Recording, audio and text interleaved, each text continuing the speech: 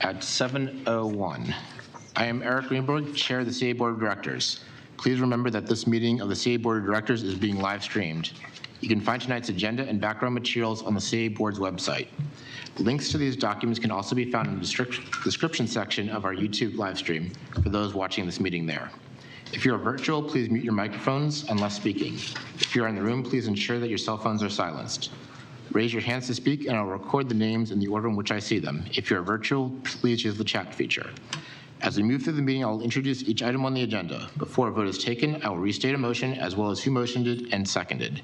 If at any point you have trouble hearing me or any other board member, please say so. Tonight's timekeeper is Alan Klein. Before we begin, I've got two announcements. The first announcement is the Columbia Association Board of Directors announced today that it has accepted the resignation of Lakey Boyd as president and CEO effective immediately. The board thanks Lakey for her service and contributions and wishes her well in the future. The board has also received the resignation of Janet Evans of Longreach, and we thank her for her service to the board. I will now call the roll. Dick? Here. Lynn? Here. Brian? Here. Alan? Here. Bill? Here. Andy? Here. Ginny? Here. And I am here. We have announcements of closed meetings and special meetings that were held. We had closed meetings on January 25th, December 1st, December 19th, October 12th, November 14th, and January 4th for legal issues. Mr. Chairman, I believe we had two closed meetings on the 19th. Is that correct? We had an executive session and a closed meeting? We had closed meetings on the 19th. It should be noted that there were two separate meetings. Okay. Thank you for noting that. Yeah. Can I now get a motion to approve the agenda? So moved. Can I get a second on the approval to move the agenda? Second. Okay. So Ginny moves to, and Alan seconds. Ginny? Yeah, I'd like to propose an amendment to the agenda.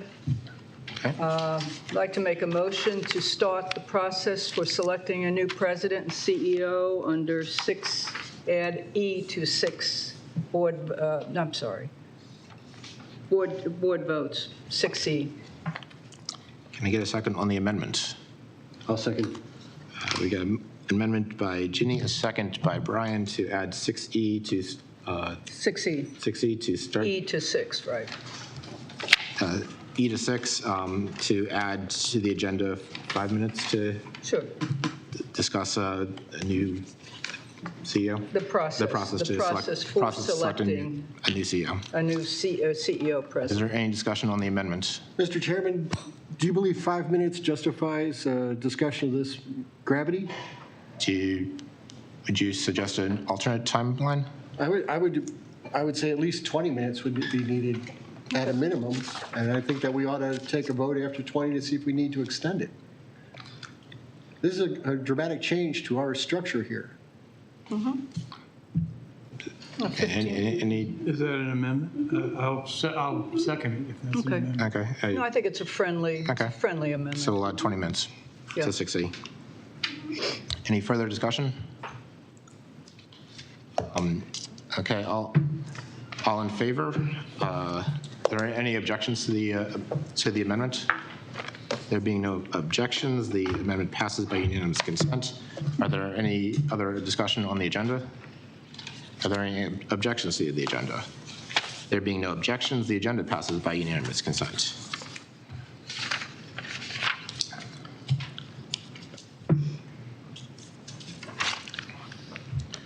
We will now move on to resident speak out. I will call on you one by one in the order which you signed up. Individuals have 3 minutes for comment. Anyone representing an organization is allotted 5 minutes. Following remarks, the board will have a chance to ask questions. Please mute your microphones when you are not speaking. First resident speak out is Brad Butler, and Tina Horn is next afterwards. Thank you. I didn't expect to lead off tonight. Hi, folks. I'm Brad Butler. I am vice chair of the Owen Brown Village Board, but I'm here tonight speaking on my own behalf.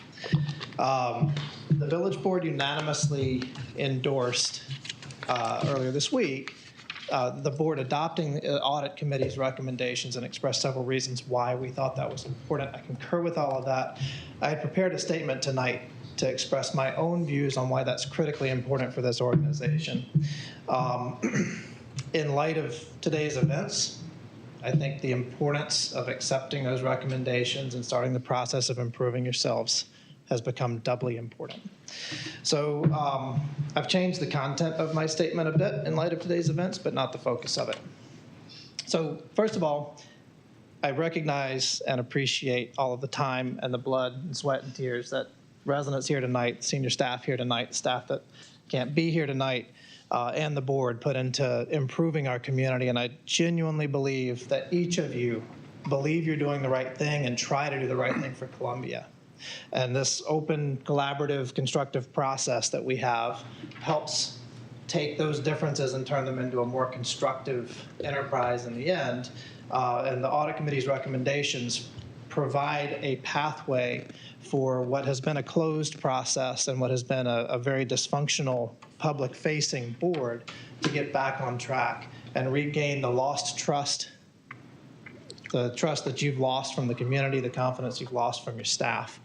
So that's the gist of why I support it. Unfortunately, as a body, at this point, you've failed us. You've failed your staff. You failed the community. You've driven away employees. You've driven away other board members. This is not one person's doing. It's the body's responsibility, and it's the body's failure. And I hope that you feel the weight of that tonight. 1,000 employees are wondering about their future. 100,000 residents are wondering what's happening to this organization that has such an impact on their daily lives, and I hope you feel the weight of that. While no individual caused this situation, it is the board as a body that's responsible for it, and it was leadership's responsibility to prevent a situation like this from escalating to the point that it has. And so, as the leadership that allowed that to happen, I ask the two of you to please step down from those positions, let somebody else carry us forward into the future, and start regaining the confidence of the community and your staff. And for God's sake, listen to the audit committee, adopt those recommendations, start improving yourselves so that you can do the right thing for the community and for your staff. Thank you for your time. Thank you.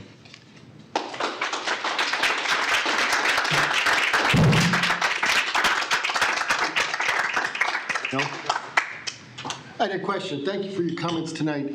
With respect to earning the public's trust, I take that very seriously, and I wanted to know, as the agenda was amended, do you believe that this board should be charged with finding a successor and seating a successor to the recently departed president? Would that increase the trust from the community or decrease it, in your opinion? Two-part response to your question. One, transparency is king in earning back our trust. And two, as a community, our opportunity for transparency is the election process. So no, I think the election plays a role in this. You've got capable staff that can sustain the day-to-day operations through April. Let the election play out, and then choose a CEO. Thank you for your comment.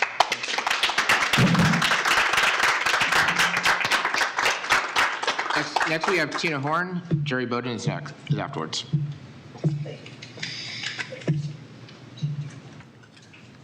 You know, in my next life, I'm going to be tall enough for this stuff. In 1840, Alexis de Tocqueville published a book called Democracy in America, in which he noted, after a 9-year tour of these United States, that it was remarkable how often Americans joined together in various organizations, which he called associations. The quote that he said is, "Americans of all ages, all stages of life, and all types of dispositions are forever forming associations." This association movement is older than all of us. It is embedded into our history in the United States.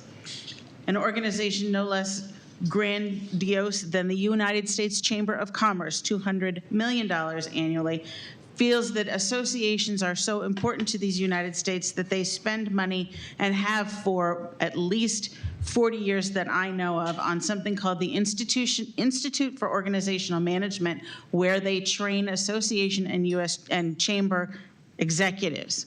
a graduate of that program. I graduated in the year 2000. My boss had graduated in the early 80s. The program has been going on for a long time and is still going strong. In that, I learned a number of things that may be helpful. One is that boards of directors meeting without their general counsel is generally considered whatever the opposite of a best practice is. Where's your legal counsel tonight, people? What kind of risk are you putting the association and the community at by meeting without legal representation? Boards who meet every 2 weeks is widely considered a sign of dysfunction rather than health. Board members not knowing the difference between a 501c3 and a 501c4 and the various responsibilities thereof and the differences is widely considered a sign of dysfunction.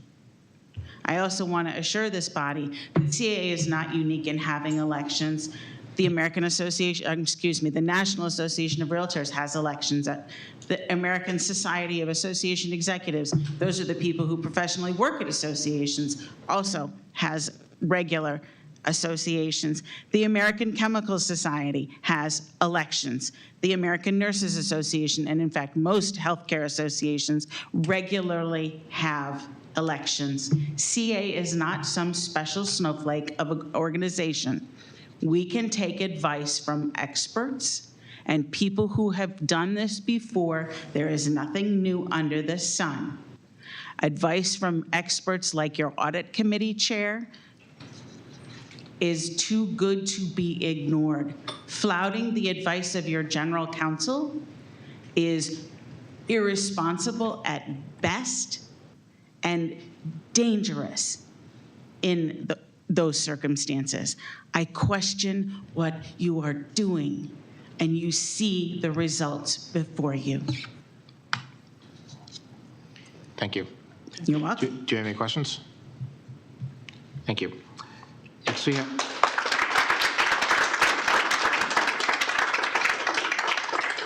Jerry Bowden. Afterwards will be Regina Clay. Jerry? I'm sorry, who were you asking? Jerry Bowden.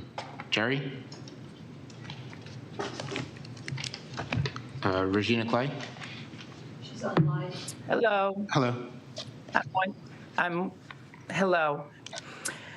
My name is Regina Clay. I am a former CA board member, and I served. The reason that I came to serve on the board is because there was an article written about the fact that there was a lack of diversity on the CA board. And what I decided was, instead of talking about it, I wanted to be about it. So I served on this board. And at that time, I'm just going to use the word dysfunctional. Dysfunctional. Dysfunctional is described as not operating normally or properly. Interpersonal dysfunction has bullying and racism attached to it. Organizational dysfunctional, when the structure of a functioning of an organization is negatively impacted. The symptoms: disturbance, deficiency in behavior. This board is dysfunctional, has been dysfunctional for years. Maggie Brown is a personal friend of my family, and I watched her deteriorate because of this board. Phil Nelson was the president when I served on the board, and basically he didn't do a lot, was not in the community. That's something we asked him to do. Then we had Milton Matthews, who we wouldn't even allow, the board would not even allow him to be the face of the community. And now Lakey Boyd, another president, has gone away because of the dysfunction of the board.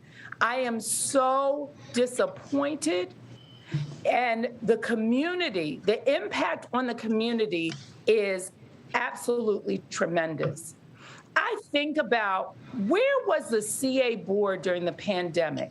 What did the CA board do to bring about changes or to bring about help to persons that needed it to the community? I don't think it was there. I served 1 year on the CA board and was bullied out because of my suggestions. I serve on 5 corporate boards now. We don't focus on what the color of the paint is at the Columbia Association. We don't focus on the day-to-day operations. A board needs to be strategic, and you all need to get back to being strategic. Thank you. Thank you. Do you have any questions?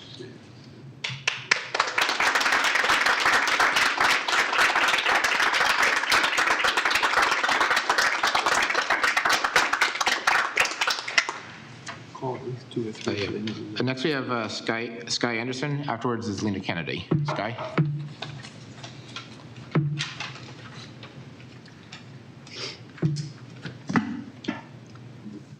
Good evening. I'm Sky Anderson from Clary's Forest.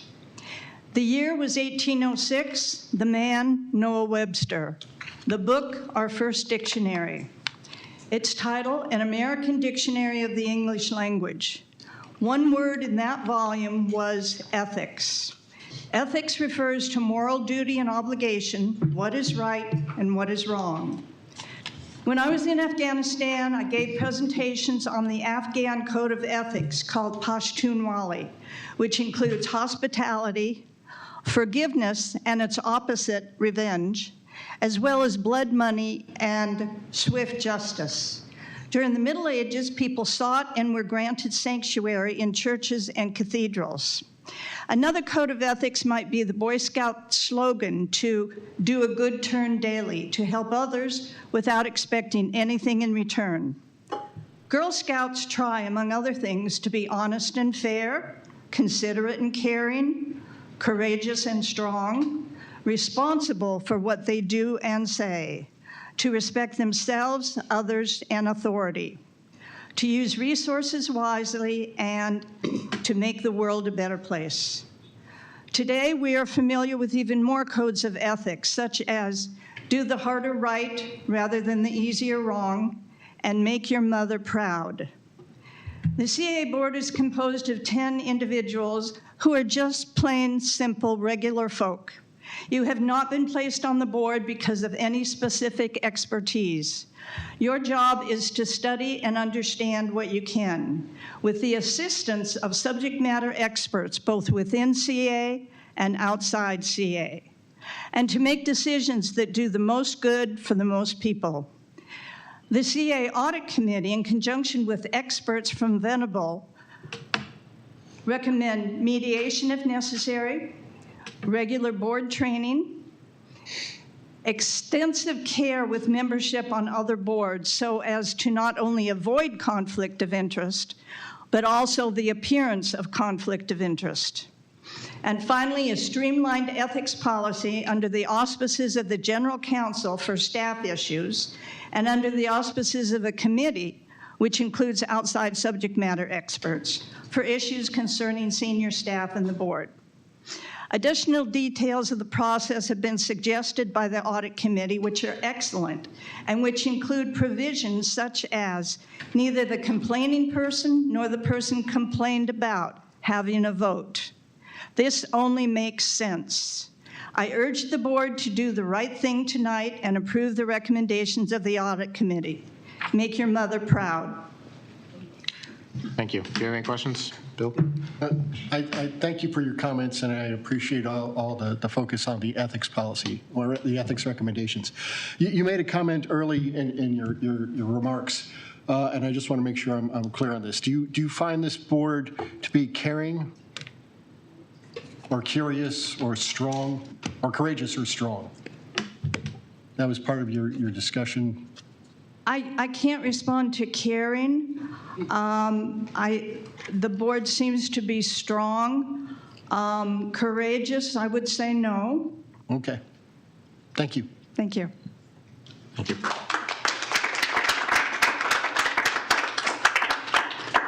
Next, we have Lena Kennedy. Afterwards will be Joan Lankos. going to get the microphone right so I don't have to stand on my dippy toes this time. Again, I'm here because of this news that has come out. And I'm in here with solidarity with all the community members that are extremely disappointed in hearing that you guys basically forced Lakey to resign. I don't know how much more it will take. You've had 3 board members resign, a president, and Milton left, so you could count that in too. At what point do you start to look at whether it's you and not them? I mean, this is something I say to my kids, you know, look around. Are you sure maybe it's you, you know? At this point, I kind of understood that the pleas over the last 3 months were not going to be heard. I've seen how a lot of you operate, and you operate based on what you want to do, and it doesn't matter until legal action is brought against you. You're going to do and vote however you want, and it's not going to be influenced by the public, and that's extremely disappointing, and I think we've all seen that play out over the last few months. I have never seen this community as excited about a dynamic leader for the Columbia Association in really any form in a long time in Howard County, a visionary leader that has a big picture. Like, wow, what an opportunity. And to just blow it all. It's so devastating because CA is not something that people are involved in clearly by the elections. I just saw River Hill in the minutes, 77 people they have to have for a quorum. What? That is crazy. 77 people. Like, that's not democracy. So I want to reiterate my disappointment. I'm not surprised by your actions. You guys have been doing this board in some iteration or another. I found this flyer that was lip dropped at all my Oakland Mills homes about 13 years ago by Ms. Thomas and her crew. There were no names attached to it, but they hit every homeowner, and their name was sponsored by the Oakland Mills Residents Against More Subsidized Housing. That was their group. Whether it's an Alliance for a Better Columbia or HOCO, Photo, Bobo, Downtown Columbia group, or whatever iteration it takes, it's been taking the same iteration and causing this kind of upstir in our community for over a decade. And all I can ask of you now is that when you hire the next president, God, please make it be transparent. Because our community needs to have trust in this process. It has to be open to the public and all on board, or it is only going to get worse, which I actually didn't think could happen in 2020 when staff members at our village board and village board members begged me and my husband to run for CA because of the treatment they were receiving from board members. But it's gotten worse. Thank you. Do we have any comments, questions? Thank you.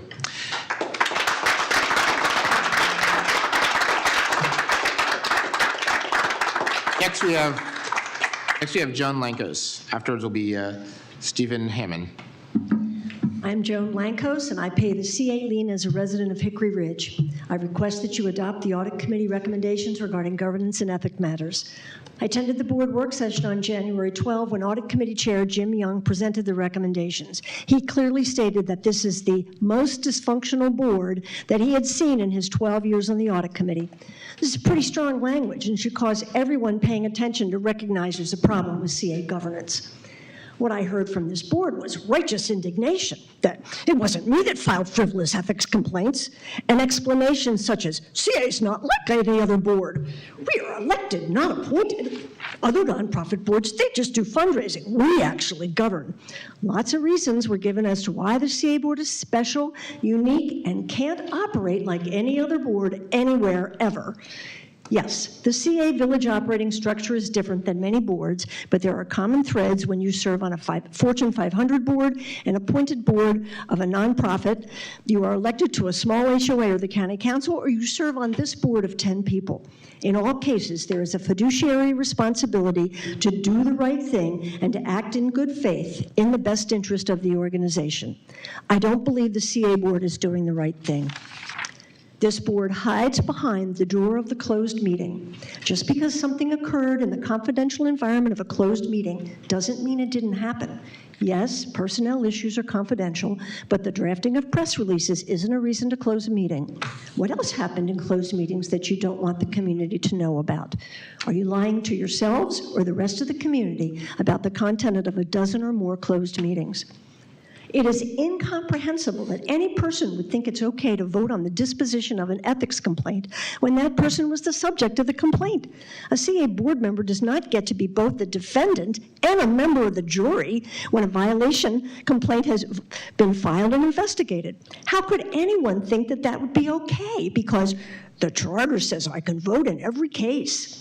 Every board member has the collective responsibility for the highest level of care to the organization. Each of you should object when such a moral violation takes place, even in a closed meeting. At the last meeting, CA staff requested that the CA board be held to the same ethical level as CA employees. If the staffer can be followed and not rehired for their violation, the same should be the case for the members of the CA board. I urge you to accept all the recommendations from the audit committee, clean up your act, and hold yourselves accountable for your actions. Given that the CA president, possibly the general counsel who's not here tonight, and a board member have all resigned on the same day, I believe your legacy is sealed by the January 26th massacre. In light of Lakey's resignation, I ask this board not appoint a successor until after the election. You don't want to repeat having a new president having to serve a board that didn't hire her. Thank you.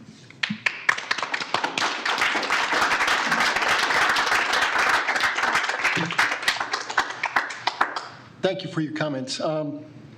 With respect to your discussion of the Columbia Association Board and whether it is complex or unique, as a former board member, do you believe that when this organization was first founded, was the intent to make it so unique and complex that it could never, ever be changed? I don't think that it was clearly thought out in the same way that in some villages they don't have HOAs for their townhouses, and we have 260 some, you would know the number, FDPs. I think that that people were so excited about building a new community that there were pieces that just didn't get fully thought through. And as you know, in the early years of CA, many of the members of the board were actually members of the corporation, Howard Research and Development, the Rouse Company. And over time, it moved into that each village elected their own representation. Sadly, since the beginning of time, we have had very few people actually vote in these elections, and it certainly didn't work out the way that Jim Rouse envisioned. Thank you. Next, we have Stephen Hannon. After, it'll be Lynn Hannon. Good evening. Thank you for allowing me to speak tonight. Mr. Chairman, you haven't made eye contact with any of the speakers that have stood at this podium. I'd hope you'd do so with me. I'm suggesting that you adopt, as it was proposed, Jim Young's Audit Committee's report on the Code of Ethics. The reason is that ethics trumps everything else. Every question that was asked at the last meeting regarding voting, regarding where you sat, what you did, ethics trumps it all. I have called boards to order. I have sat on a board for 23 years, appointed by every governor since 1988. Ethics is what you are judged by, and eye contact. Thank you very much.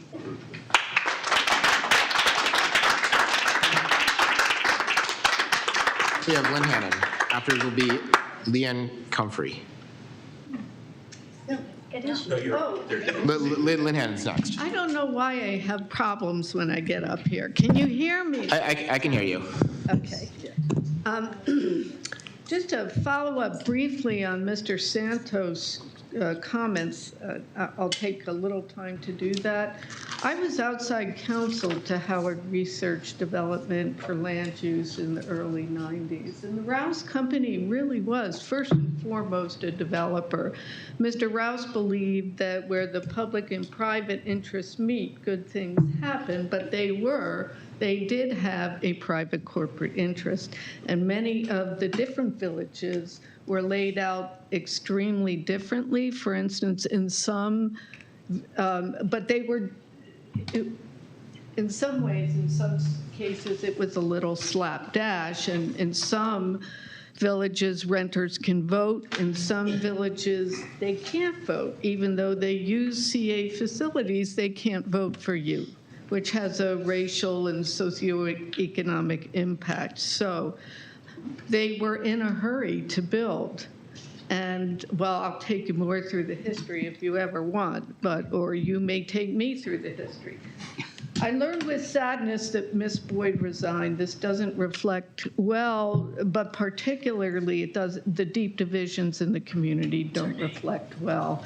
To build trust among the community, I ask that you refrain from appointing a new president until after the election. And I guess I'm already too late to the barn on that one from Ms. Thomas's motion, but I also ask you to adopt the ethics policy recommended by your audit committee. It's excellent. To get back the trust, the key to building trust and balanced leadership is trust. And the best method to build trust is a strong ethics policy that requires competent leadership through training, makes acting with conflicts of interest the exception rather than the rule, and having board members abide by that policy. The current relationship of this board, there were a lot of questions last time about IAT. And the current relationship with, I've never seen anything like this relationship, and I've been around the block. I try not to show it, but I have.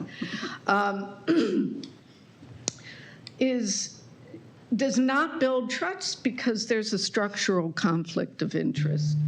Directors of both agencies have a fiduciary duty, and that means, fiduciary duty means you do your absolute best to take care of your constituent. Sometimes it could be that the two interests align, but many times they do not, and even in, for instance, grant funding. Your IAT is in there with other community organizations competing for a finite pot of money.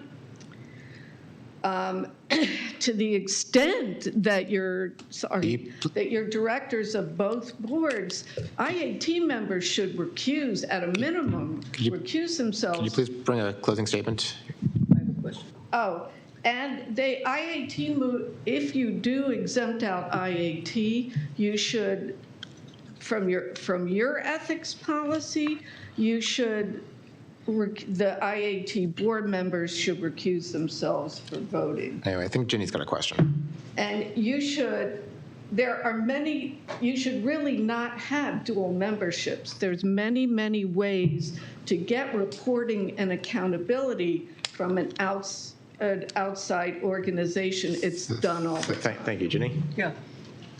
Did you say you were general counsel for the Rouse Company? No. I was outside land use council. I worked for Linnos and Blocker. Okay. Do you know if the Rouse Company had a policy of not contributing to political campaigns? Because when I was running, when I was in office on the county council, which was the zoning board too, and the health board in those days, and the liquor board, they never contributed 5 cents, which I appreciated. I really admire them. And developers now, it just seems to be you contribute. And was that a policy of theirs, or just? Well, I do recall the policy, but I really don't want to get into the. Please silence in the audience. I'm sorry, I wasn't sure who was talking. Should I answer your question? Yes. Yeah, I'm just curious if you know. I was aware of the policy, but I don't want to get into Rouse Project conspiracy theories because. Oh, no, I'm not talking about that. I'm talking about. I don't understand. I am. Please, the audience should be silent. I am talking about the Rouse Company. Was it a policy of theirs never to contribute, or they just do the right thing? They just did the right thing. Thank you. Okay, okay. I was just curious, since you actually, If that is the right thing, just, wait, can I just? I'm Audience sorry. members, if you're not at the podium, please be It's silent. confusing for me to answer the question if someone else. I agree. Justice Scalia differs with you, and I don't agree with his case law. And there are ways of dealing with that, but I think this anti-developer sentiment that's going on right now, that I see going on right now, is probably a little misplaced. Yeah. And that I think we should get back to looking more, in my village, they won't approve, well, and I think we should get back to looking more at Rouse's theory, where there is a common interest between the public and private interest. Right. And trust me, so Right. I think that just because developers contribute money, I don't think that necessarily negates the policy that you can have mutual interest. And I do think IAT should be separate from this board. It's too incestuous to really have a open. okay, I just want to find out what you knew about Rouse. Thank you. Thank you. Okay. I hope that wasn't No. that wasn't privileged. I just happened to know it was not Bill? a formal you. policy. Thank you. Okay. Bill? I appreciate the input. I wanted to get back to some of your remarks and touch on the issue of trust that you raised. And given where we are now, given the resignations that have occurred, in your opinion, could you give me 2 or 3 things that this board could do to win back trust of the public? Adopt Venables' ethics policy. It's one of the best ethics policies, and I have been around the block as an attorney.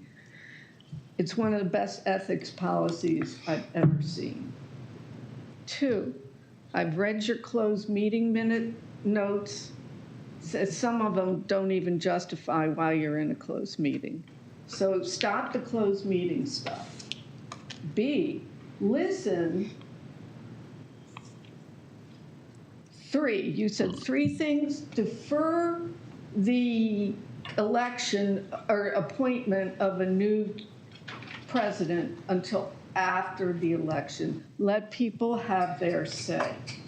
There are some people that already believe they know who the next president will be. And that's just a bad look. And I'm not going to name names, but, you know, reading, so I'm saying if you wait until the election to appoint the new president, let people have their say on the actions of this board, and then appoint a new president that's consistent with the vision of whoever, you may all be reelected, but appoint a new president that's consistent with the vision of whoever gets elected. Thank you. Thank you. Thank you very much, and I know you guys work hard. I've been on many boards, and thank you. Thank you. Thank you. Next, we have Leanne Comfrey. Afterward, it'll be Amy Bennett. Leanne? Leanne?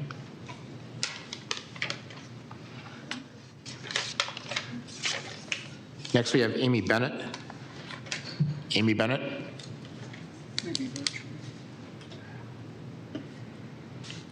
Amy, are you out there? Next, we have Rebecca Summers. Rebecca? Afterwards will be Sharon Boyce.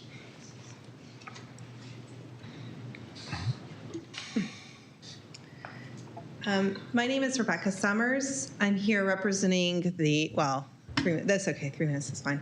I'm here speaking on behalf of the Elkhorn Landing Homeowners Association. We are located in Owen Brown Village. I will preface this by saying that the letter I'm about to read was approved on Tuesday. So some things have changed, but the root request in the letter remains the same. Dear CA board members, effective governance is the cornerstone of any effective organization. Elkhorn Landing Community Association is writing to express full support of the CA Board's Audit Committee recommendations regarding governance and ethics. Columbia's uniqueness as a community and unique structure as an association each make good governance practices all the more important. The Columbia Association relies on its reputation as a well-run organization to attract and retain businesses, residents, and staff. Our association relies on CA to be an effective steward of the community and the resources it manages, including the open space that borders our property. In light of the public conflict between the CA Board and the CEO, we urge the Board to follow recommendation number 1 with some urgency and seek mediation to help repair this relationship. Retain our popular and effective CEO. The Audit Committee's recommendations provide a pathway to bolster the association's reputation and effectiveness.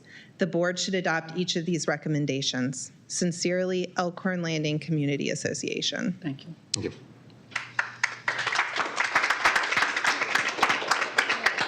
Alan? I'm curious, I don't know where your association is located. Are you on near Lake Elkhorn? We're on Lake Elkhorn.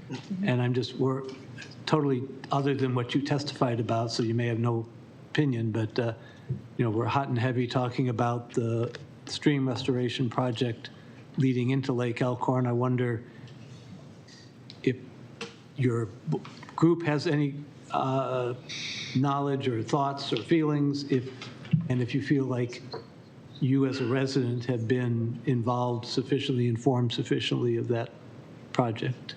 I don't believe that's really come up in any of our meetings. I've heard about the stream restoration. I have not spoken with the Board on it, so I can't say anything in respect to. How about you as a resident?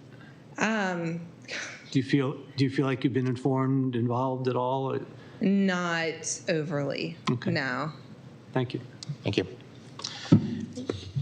Next, we have Sharon Boyes representing Protect Our Streams. Afterwards will be Nina Basu.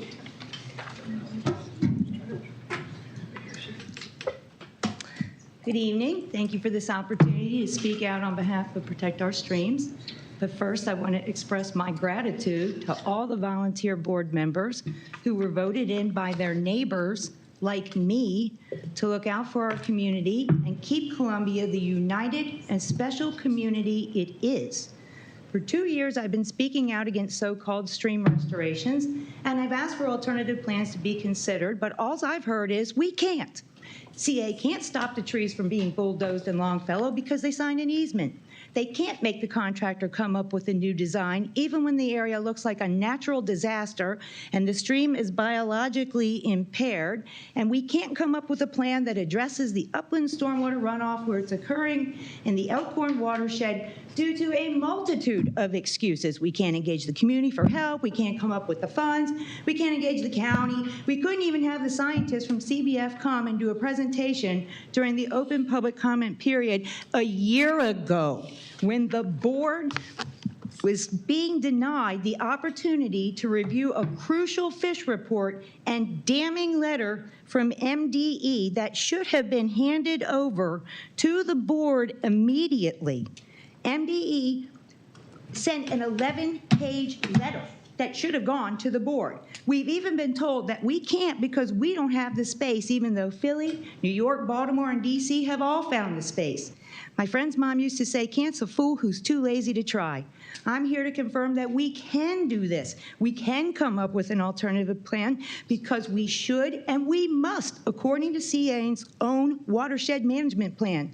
The WSSI plan goes against CA's watershed plan, which says you must address the upland stormwater runoff with best management practices like bioretentions, rain gardens, plantings, and conversion of impervious to pervious surfaces outside of the stream before any in-stream work is to be considered. Page 87 says Versar recommends delaying large-scale restorations of stream morphology, that's the shapes and designs of the stream channels, until stream flows in the upstream catchment have been stabilized. The CA Open Space Assessment from 2017 calls for funding to undertake a review of the watershed management plan. CA must ensure that all of the current BMPs in place are properly monitored and functioning well, and that all stream restorations have achieved their stated goals and desired outcomes before allowing any more to proceed. Article after study have sounded the alarm about so-called stream restorations and their fundamental flaws and devastating and disappointing results. Our group has repeatedly called out the lack of transparency and lack of public notice and engagement from CA and the false claims and narratives used to justify the proposed Lake Elkhorn project for a year and a half now. One of the most troubling narratives has been that we have to allow a tree removal company to bulldoze 65 acres of mature forest in 133 acres of open space to address the unmitigated upland stormwater runoff from 125 street outfalls, fire hosing the stream every time it rains. Don't forget the pink dots. We support the proposed resolutions, and we encourage the board to support them this evening as well. We request you add 2 more.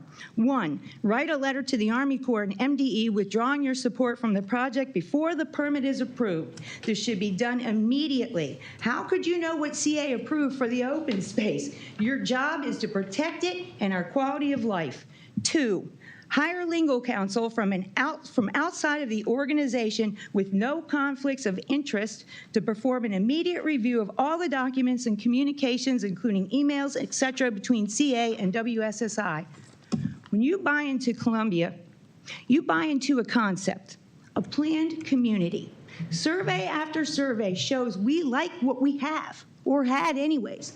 All you had to do is maintain and protect it. My family moved to Columbia in 1969, a planned utopia full of forests and streams and wildlife. I could have never imagined I would be fighting to preserve and protect these critical ecosystems over 50 years later. How is that possible in the planned utopia? There's so much we can do, but what we can't do is allow our streams to continue to be converted into stormwater management facilities for private companies to profit off of while we watch our neighborhood forests leave stacked on the backs of log trucks. We implore you as a board to do your duty and protect our open space from intentional harm. Please withdraw from this project tonight. Start over and protect our Please make a forested final streams. comment. Thank you for your immediate consideration. Bill? Hey, Sharon, thanks for your remarks again. I just wanted to give you a heads up. Are you aware that 25% of this board was not elected by their neighbors? Am I what? Aware that 25% of this board was not elected by their neighbors? How is that? 2 of them were appointed by village boards. They weren't elected. Well, we have to have somebody fill those seats. What would you suggest? I mean, wouldn't it be better to have somebody in that position than just a voice for the village? I'm not belaboring the point. You said that you're so proud of everybody who was elected. I wanted to make sure that you would extend it to the entire board. Actually, I'm not proud of everybody that was elected, to be very honest with you. I was being kind. But, you know, I am proud of my representative, and I'm proud of the majority of the representatives on this board. I wouldn't want to sit up here and be bullied for 2 hours and then be expected to do my work. That would be called dysfunctional. I think Alan's got a question. Alan? Yes. Question. We had the presentation from the Chesapeake Bay Foundation last time, which I thought was excellent. Thank you so much. I keep seeing a list of Sierra Club, et cetera, that say that your organization, I believe, says are against this project. Mm-hmm. And have I just missed it, or have we not received letters from all of them? I have all kinds of letters I could. But have we? I mean, if they're against it, how come we haven't heard from them? So the letters were sent to the Army Corps and MDE, which were shared with WSSI and CA. So if CA didn't share those with the board, that's a question for CA. Okay. And they actually used those letters and came up with a response letter on February 8th and manipulated those letters to continue to provide a false narrative on the project. When we asked the Army Corps and MDE why we couldn't have those letters, they were upset to learn that that's what CA had done with those letters, and they said that was not the intent of those letters. Okay, thank you. Thank you. Welcome. Brian? Sharon, thank you very much for your presentation. It's good. Thank you. You mentioned you've got 2 other resolutions. Is that are they in there? No, we're suggesting that those be added tonight, and if you'd like, you can write them down. Write a letter to Army Corps and MDE withdrawing your support, and hire legal counsel from outside the organization to look at the documents. Jenny? Yeah. Are you saying you then support the 3 that Brian developed? I saw 5 the last time, and we supported those. The 3 that- I'm not certain which 3 were, The 3 that are down, on the but, agenda for tonight? Yeah. For a vote I tonight? liked all 5 of those. Our Okay. group liked all 5 of them the last time. So Okay. I'm not certain what the final 3 were, but the 5 we saw last time were wonderful. Okay, thank you. Thank you. Thank you. Thank you. Thank you. Next, we have Nina Basu representing the Inner Arbor Trust. Afterwards will be Richard Bannister. I will endeavor 5 not minutes. to take all 5 minutes, but I think it says 3 up there. But you get 5. But you get 5. Thank you. Sorry. Good evening. My name is Nina Basu, and I'm here tonight on behalf of the Inner Arbor Trust. I want to thank the CA staff and the CA board for your partnership in our work together in Symphony Woods, and also to answer any questions regarding the Trust's FY 2024 grant request for this budget.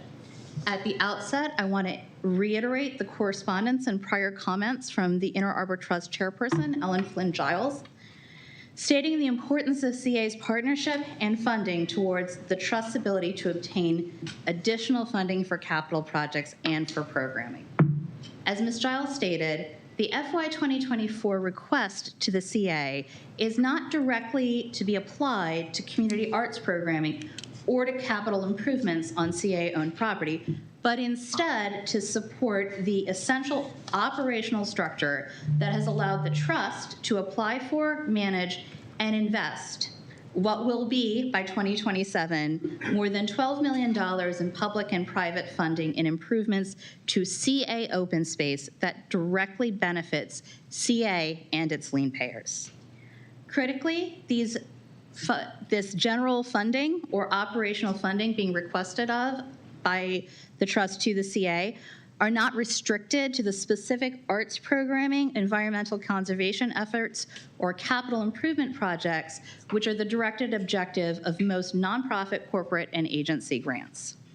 The Trust has 3 primary functions: to drive investment and enhancement of the CA-owned Symphony Woods property as an arts and culture park for all in accordance with the CA plan; 2, to provide arts and culture experiences for the entire community; and 3, to protect the natural resources and amenities of Symphony Woods on behalf of the public.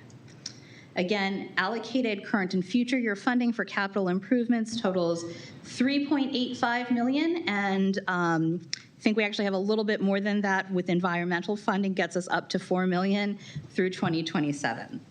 As a 501c3, the Trust is eligible to apply for and receive monies that are not available to CA, and we've worked in partnership with CA to serve the community, and we seek to continue to do so.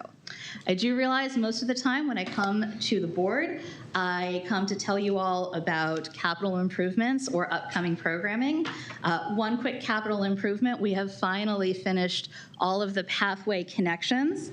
Feels like it's taken forever, but we have finally finished all of those pathway connections in Symphony Woods, including to the Chrysalis, including the ADA, not just compliant, but ADA truly accessible pathway, brick paver pathway. I did the walkthrough earlier this week with some folks from CA who partnered with us on that project. Also, we will be opening on April 22nd for a concert with Marilyn Winds, April 23rd is going to be the return of Downtown Columbia Maker Faire. So for those of you who may not believe they're arts people, I bet you really are underneath it all. But that is an amazing STEAM fair, science, technology, engineering, art, and math. Then the next weekend in April, our partnership with HCPSS for Jazz in the Woods, followed by Holi and the South Asian Dance Festival on April 30th. So I'm happy to take any questions. Thank you. Do you have any questions? Thank you. Thank you. Thank you. Next, we have Richard Bannister, followed by Dara Baker. Richard? Hello, can you hear me? We can hear you. Okay, great. In the light of what's been going on, I had some prepared comments, but I think I just want to talk about some things that have just been bothering me over the past 2 years. It's in reference to the Lake Elkhorn project. And I first found out about this by a little postcard that came through our mail saying that nothing had been decided yet. And, and then as I investigated it, I found out there was a meeting that was put on by the staff of Columbia Association through our local Long Reach board. And at that meeting, the staff and the representative started to say things that I knew were patently not true. I knew it because I lived next to the stream and I know the stream, and what they were saying about the stream was not true. Now, I've provided a lot of this evidence already to the board, and then I've seen other stuff that's been coming from the staff in reference to the Lake Elkhorn project, which is simply not true. Now, I don't know why this is happening. I don't know whether they are making things up or whether they just get things wrong all the time. But it just seems to me that the trust, the issue of trust isn't just towards the board in this community. I have a problem with trust with what the staff has been telling me about this project. And I have numerous examples, and I've sent these examples. And the one time when I was trying to put forward an example of where they were misleading not only the public, but the board, and I don't see how it's possible for the board to make accurate policy if they are being misinformed. And I was trying to make this point when the CEO actually interrupted me and tried to have me stopped from saying my statement about why I mistrust the statements coming from CA staff about this project. And it's a very important thing. And I'd also like to just thank the board for having Doug Myers, the senior scientist from Chesapeake Bay, to speak the last session. He said a lot of stuff, and one of the most important things he said basically was that doing nothing is actually probably better than doing a steam restoration. That doing nothing is better than actually doing a stream restoration. And, I could have actually started my comments by saying what Sharon said, because the board has heard over and over and over again that we have alternatives to this project. This project is actually going to basically decimate the center of our community. And we're supposedly, the mission statement of Columbia is to create a unique sense of place. And what this will do will make it like every other place where a stream restoration has been done. It will no longer be unique. Thank you. This Can you please provide a final statement? Will no longer be unique. Thank you. Do you have any questions? Thank you. Next, we have Dara Baker, followed by Dara. Thank you. Dara, are you out there? Dara, are you out there? Next, we have May Beal, followed by Amy Brooks. May? Good evening, everyone. I come here this evening with a heavy heart. I'm not even sure if I can get through my testimony because I was hoping that whatever I had to say would make a difference. Apparently, it has not in the past, and I don't think I would make that difference. I have lived in Columbia, Maryland for 50 years. I have been a resident of Dasher Green, the village of Owen Brown, for 47 years. I currently serve as a member of the Owen Brown Village Board. I serve on numerous other boards, and I'm a member of several organizations. I've spent 40 years working to help make Columbia a better place. I want to thank the members of the Columbia Association Board for the opportunity to speak tonight. But I also want everyone to know why I'm here. We have been fortunate to have had Lakey Boyd as the CEO of the Columbia Association. I first met Lakey Boyd at a welcome party when she first came here. What I liked about her was that she was approachable, down to earth, and had a common spirit and a desire to serve. I watched her as she worked the crowd, wanting to know about the needs and what the people of our community wanted. I did not know who she was and wanted to meet her based on what I saw. And all she was saying, what can I do to help? I'm here to listen, and I hear you. As I mentioned earlier, having lived in Columbia for 50 years, I felt she would be the CEO for this community's people, working hard and committed to make a great county better. The mission of the Columbia Association Board, as I know it to be, is to make Columbia a better place to live, work, and play. And listen to the community based on their needs. One of the things I want you to know, this board, for it to regain my trust, is that you have to be able to engage the different cultures within our society, create an atmosphere of belonging, and provide the needed services to everyone. Most importantly, to meet the needs of an all-encompassing community. It is the responsibility of the Board of Directors to ensure this happens. The board members must be flexible, understanding, and be a platform to make sure that the voices of this beautiful community are heard and work together as a team to accomplish the mission and goals of this organization and gain respect. My family enjoys the many activities. Thank you. Programs. Could you issue a final statement? Okay. I just want you to know, Lakey Boyd was a leader worth fighting for.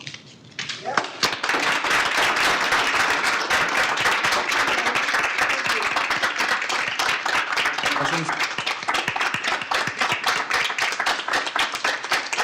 Are there any questions from the board?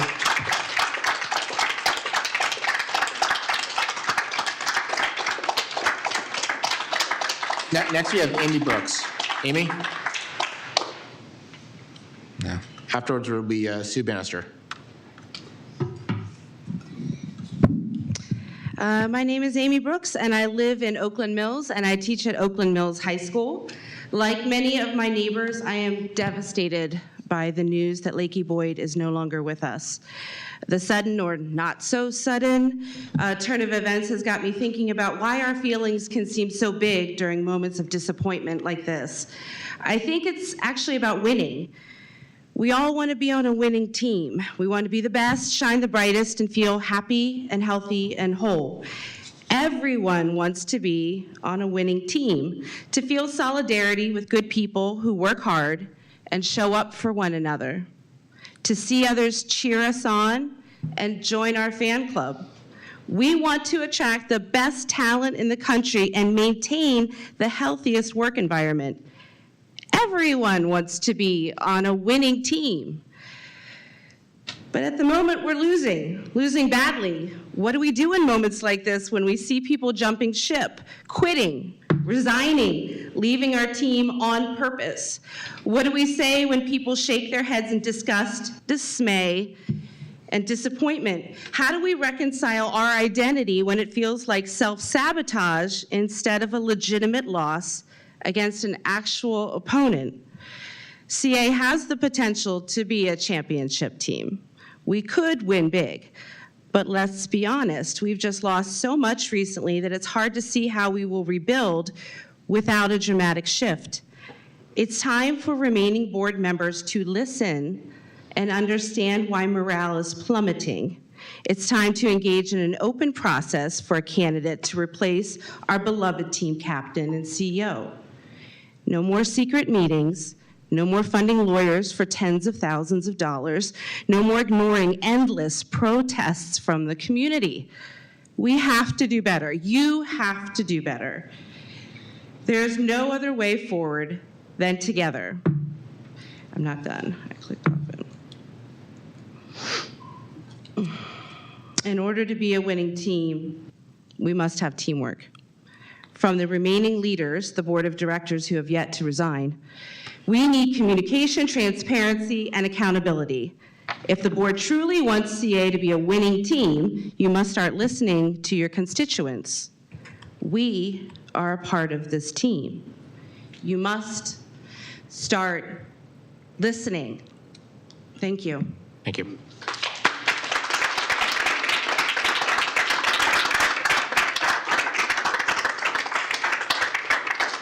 Next we have Sue Bannister, followed by Barbara Larson. Sue? Yes.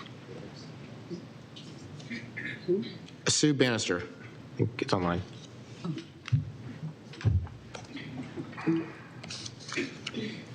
Okay, thanks.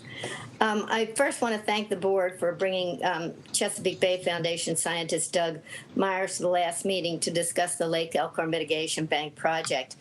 And as a proud long-term member of Long Reach, a resident of Phelps Luck for almost 50 years, I'd also like to thank my Long Reach Village Board for listening to the concerns of our community and withdrawing their support for this Lake Elkhorn project.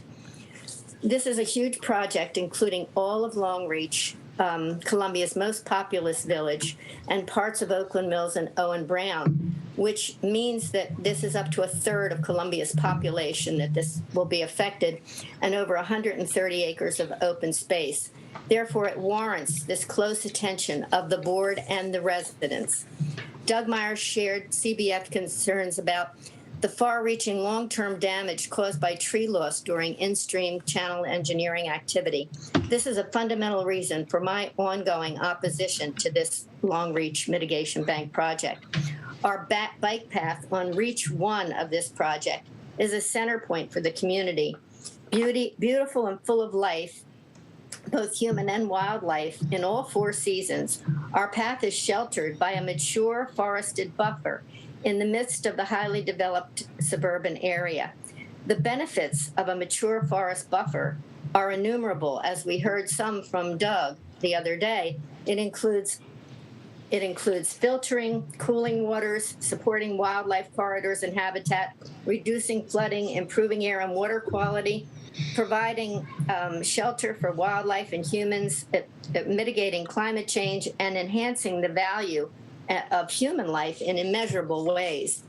As Doug told us, by using the heavy-handed approach of taking heavy equipment into the stream bed, the proposed Lake Elkhorn Mitigation Bank project would remove all the benefits of the mature forest buffers which make up the project area. This is a consensus in the scientific community, and it is not the scientific conclusion that this something is better than nothing. In fact, a better option than the proposed Lake Elkhorn Bank project is to leave the stream alone. This is according to Doug and many scientists. Doing less work with less tree removal in the stream allows the stream to heal on its own. This is supported by scientific and field research in large growing numbers throughout the environmental scientific community. The CBF, as well as other environmental and scientific organizations and agencies, have written many pages about why this process, i.e. stream channel engineering, also called stream restorations, are particularly problematic in urban suburban areas where impervious surfaces are replete, forested areas are at a premium, and bring the highest environmental values to this area, particularly in light of climate change and stormwater runoff. Any loss of trees in a mature, diverse forest, such as we have along our streams, is of grave concern, and this process, as laid out, cannot be done without significant tree loss. Thank you. Thank you. Do you have any questions? I had a question. Good evening. Thank you for your comments. I'm particularly taken with your comments regarding the path that winds through your neighborhood. And I'd like to just juxtapose that and ask a question. Just below 175 in Jeffers Hill is another section of path that is almost completely eroded away due to water flowing from your neighborhood into that neighborhood. And what are we to say to the people in Jeffers Hill whose pathway is almost missing now because of the water that's flowing and we're not doing anything about it? I've talked to people throughout my community in Phelps Luck and Jeffers Hill, and people are very troubled by this project because it does not do what it purports to be doing. The washout, of course, as you may know, it begins actually on Route 108 at Howard High and follows our stream down. Our stream empties into Jackson Pond, and Jackson Pond needs to be dredged. Jackson Pond is before the Jeffers Hill area that you're talking about. So actually you're kind of misleading with this Jeffers Hill, our stream, etc. Our stream enters into Jackson Pond. That's where, from Jackson Pond forward, it hits Jeffers Hill. But as I said, during this whole 1.5-year process where I've learned more about mitigation banks and stream restorations than I ever thought I'd know, I've learned that this process is not helpful to do what you are claiming. If the problem is, as you say, in Jeffers Hill, which I was down there and saw some of the problems, this will not address it. And why do we do something that is not going to do what it's purporting to do? There were, as was said before, there has been a lot of misinformation about this project given from CA staff to both residents and the board. If you investigate it further and at length, you will find that this is not going to supply the remedy that you are looking for, and that you can't blame a poor construction that might be done somewhere for a poor construction that would happen somewhere else. In other words, you're turning this around into something that it is not. Listen to what Doug says, listen to what the scientist says, research it, listen to Sharon, who's actually a font of information because she had the results of a failed stream restoration in her neighborhood. And in Columbia, there are more than Sharon's example. We have dozens and dozens of examples of failed stream restorations in Columbia itself. And to do 7 miles of it is a very, very bad and destructive idea. I just want to clarify. You're saying that the water that flows through your neighborhood has no effect in Jeffers Hill? Is that what you're saying? Because of I'm Jackson saying that Pond? the water that comes down everywhere affects everywhere. And the stuff that's going to be done through this project will affect everything, and not in a positive way. Taking down trees anywhere affects problems everywhere. Taking down trees in the upper part of the stream will affect the situation in the lower part of the stream. It's this tree loss that is creating the greatest damage, and this is what a stream channel engineering project such as is proposed will do, according to scientists, according to Doug, according to CBF, according to Sierra Club. Read the, 11 pages from one agency, 33 pages from another agency. Read the stuff that MDE asked questions of WSSI. Read the stuff that Army Corps of Engineers asked WSSI. There's probably over 50 pages in both of those documents that will explain to you why your question is not founded on evidence and scientific information. Thank you. Thank you. Any further questions? Thank you. Next, we have Barbara Lawson.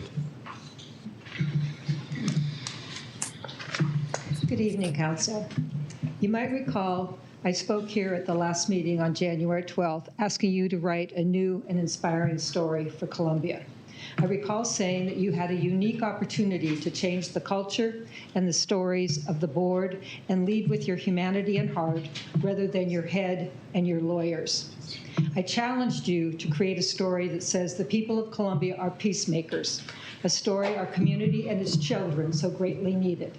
You have failed in this particular chapter, and I am disappointed.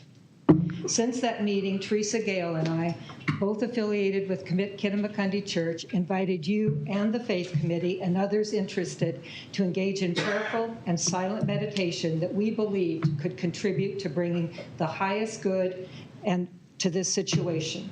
All Colombians have a vested interest in the successful income. There are people in this room who attended our evening Tuesday night and asked for a prayer.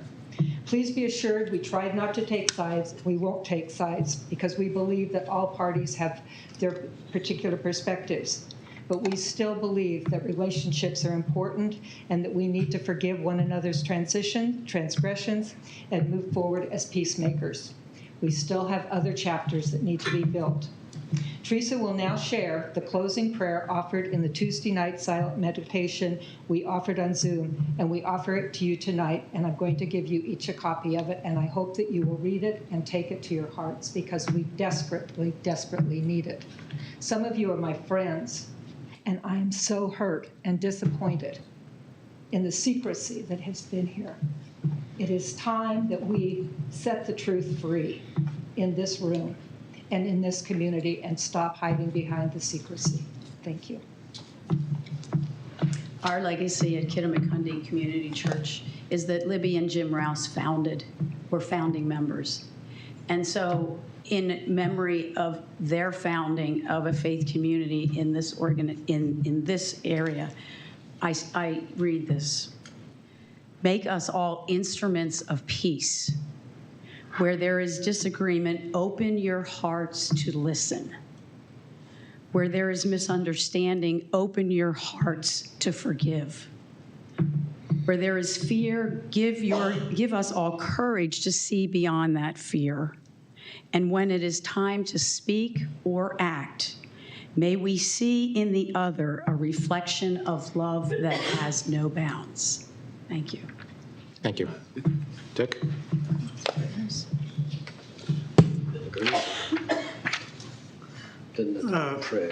Yes, I'd like to thank you both for what you did Thank you. with the moment of silence. And I think we need to build on that. You're absolutely right. We have gone through a very stressful period, and it's time to move on and try to rebuild. And I think you guys have been will help us. And we will continue to do that silence and hold you all up because something needs to break. Well, you're absolutely needs right. to come to bear. You're absolutely right. Something has to be done, and I appreciate your leadership on that. Thank you. Thank you. Next, we have Joel Hurwitz. Joel? Good evening. Good evening. Joel Hurwitz. I live in Harper's Choice, speaking for myself. First of all, you're not fulfilling the identity provision of the strategic plan to improve communications to CA community partners. Neither CA's Facebook or Twitter have any of the resignation announcements. The CA Facebook and Twitter page says that today's meeting is a work session, which further proves to me that work session or meeting is a distinction without a difference, and that the work sections are required by the HOA Act. You've been given misleading and incomplete information, legal advice, and thus in turn that is given to the residents who read and rely on your documents, including many of tonight's speakers. Last meeting, I spoke about the failure to consider the interested director provision in state law. I sent the board a copy of the law with a highlighted provision that I stated at that time in my emails. The audit committee and inexplicably Venable have failed to even acknowledge Section 2419 of the Corporation Associations Act. Bill Santos said that you rely on ethics experts, and apparently it should not be Venable. More disappointingly, like a used car salesman, Mr. Young gave point after point of well-sounding nonsense. He said that driving is a perfect example. Wrong. He said you have a right to drive at 16, but then, I quote, the right to vote. Driving is a privilege, not a right. Mr. Young stated that one obligation not to drive, you were impaired by alcohol. His analogy is flawed when one considers why 16-year-olds are legally drinking underage and driving. He said you have an obligation to follow standards of care. State of fair judicial rules. Again, Mr. Young ignores Section 2419. The Court of Appeals stated in Stortrex versus Garland that the director may find safe harbor by disclosing to the corporation the conflict of interest and the pertinent facts surrounding the conflict, so that the majority of the remaining disinterested directors may ratify the transaction. Mr. Young and the other so-called experts are not allowed to roll everything in the standard of care and ignore case law, and especially the statutes. Mr. Young's nonsense continue with statements that obligations trump rights. Wrong. We have the Declaration of Rights in Maryland, and everyone knows the Miranda warning from the Bill of Rights. You have the right to remain silent, the right to attorney, the right to trial by jury. Under Mr. Young's convolutions and arrest, the criminal has an obligation to confess without benefit of attorney or trial. Wrong. And running out of time, your election provision should be voted on by you. There is no conflict. The second sentence can't be fulfilled because Kings and Contrivance and River Hill do not vote. Therefore, point number 2 can't be filled as it is written. In your pre-filed state legislation, you confuse people by continuing to refer to CB 52 and CB 57 as pre-filed. Don't just throw these words around.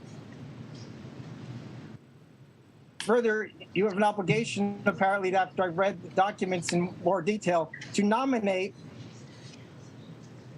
seated as the Columbia Council, to nominate the representatives, and then the CA board members should appoint. Thank you. have not been doing this, and I hope that you do that with the vacancies. Thank you. Could you make a closing comment? Outreach. Thank you. Do you have any questions? Yeah, I do. Yeah. Alan? Brian can go. Go ahead. Oh, Brian? Thank you, Joel. Do you think you could send us what you talked about tonight? Because it's very hard to really comprehend it as we listen to it here. So if you could email it to us, that would be really good. Thank you. A lot of it is what I said to you previously, and basically that. Joel, the answer to that question should be yes. I'll send it to you. It's written in note format, so I'm not sure. I'd have to clean it up. Alan? Sure, you can do it. Joel, you talked about work sessions and meetings, and it occurs to me that we don't take minutes in our work sessions, and I'm wondering what's your perspective on that? I don't understand. It's a distinction without a difference. At your last work session, as Bill Santos made numerous motions, you voted on things. You had an innumerable list of residents, and I see in your minutes that are in the packet from your December meeting that you're approving, because you haven't had a board meeting. Columbia, Maryland. All the people who spoke at the last meeting don't get recorded as having given all their testimony last time. And you're going to have to watch the video, which isn't official because, unlike the planning board, hasn't been adopted as the minutes. Great, thank you, Joel. One other question. You used the phrase that I could make assumptions about, but I'm not sure I understand it fully. You talked about some provision either in law or in court decisions about directors having safe harbor. I'm not sure what that means. Could you say a little bit more about that? Well, I found it in the main case from 2007. What does it mean? Excuse me, Joel, could you speak closer to the mic, please? Basically, the court was saying that if you follow what is in 2419, the director is protected and doesn't have a conflict. And as I pointed out last time, much of what is in the state law is already in the articles, CA charter. It's missing a couple of the details, but in essence, it's already there. And there is no conflict in particular with the Inner Arbor because everybody knows of the conflict, so it's already disclosed, and it has to be fair and reasonable to the non-interested directors. Okay, thank you, Joel. That's what the law and the safe harbor basically say. Thank you, Joel. Thank you. And for the record, this is a meeting, not a work session. Last, we have Michael Galiberson. Now, say that on your Facebook, please. What's the last name? Galibersuck. Galibersuck. Galibersuck. I'll get it right. Pretty much phonetic. So I prepared some testimony about the need to rise above the anger and insults that are, you're on the receiving end of, and pay many of you, Dick, Ginny, Alan, Brian, pay many of you some genuine compliments and ask that you rise above the emotions of the moment and seek mediation because it's in the best interest of the community.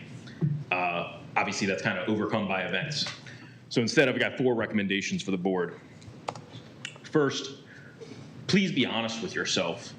The feedback you're receiving from the community and the support for Lakey is really genuine. It's not manufactured by some outside entity with a hidden agenda, as some of you have insinuated.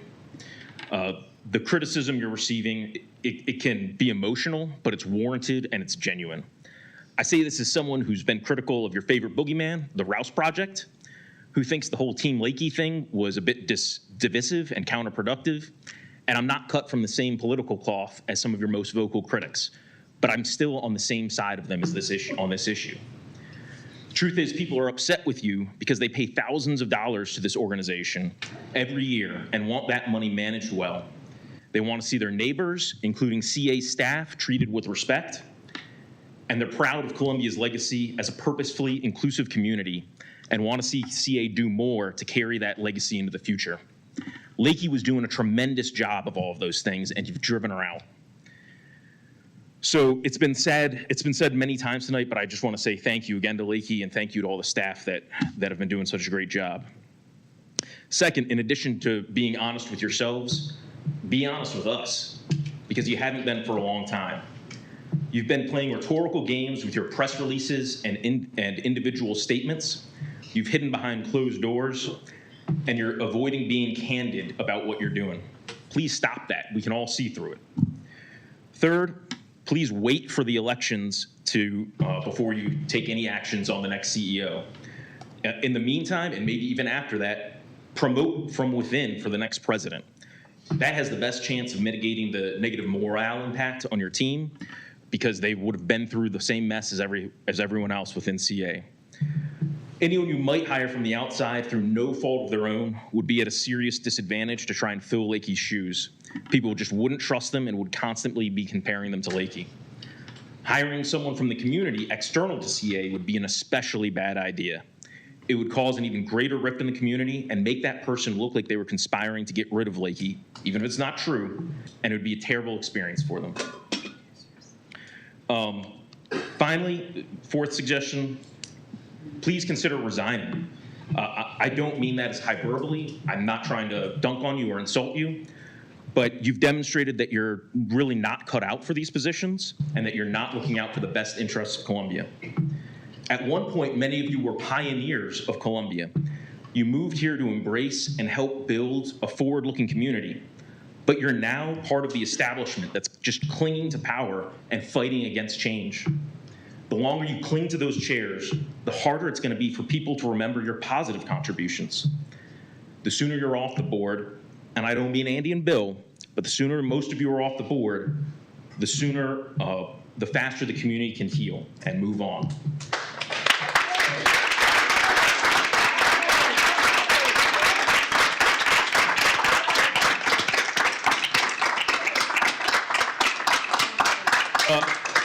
I actually had 16 seconds left, so I just wanted to have 2 technical things I put in there. Sorry, this is going to be boring. The stream restoration is a good thing. I live in Owen Brown. Please don't pull the plug on that. That would be a disaster.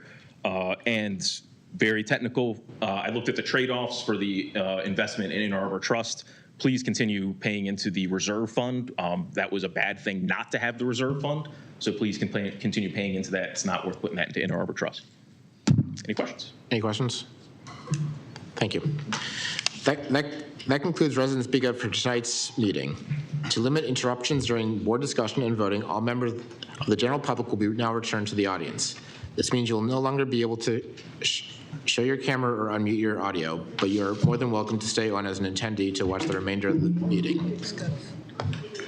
I'd just like to thank everybody for coming tonight.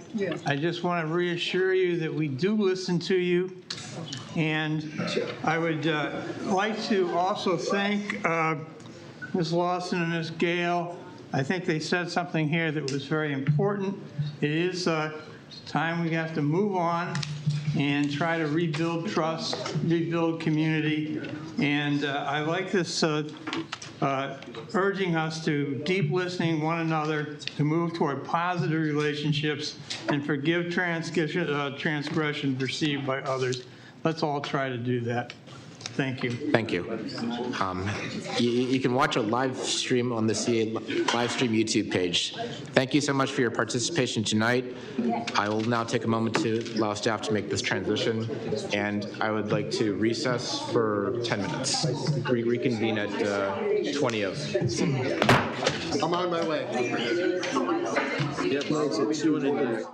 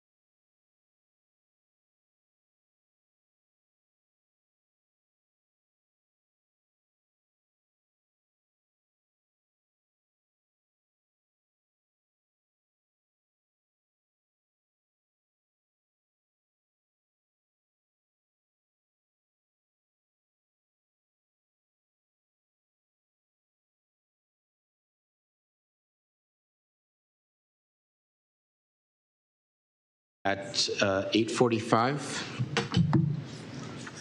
Next, we have the consent agenda, approval of BOD meeting minutes from December 8th, 2022.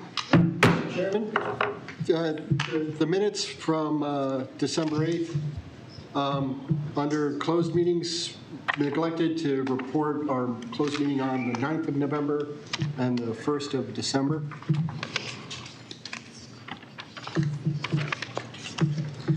Do you want to make a motion to amend the minutes? Amend the minutes? Well, first take them off the consent agenda and then a motion to amend the minutes. Okay, the minutes are taken off the consent agenda by request of Bill Santos.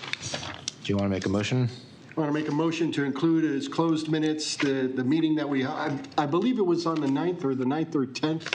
It was a meeting that had to get rescheduled.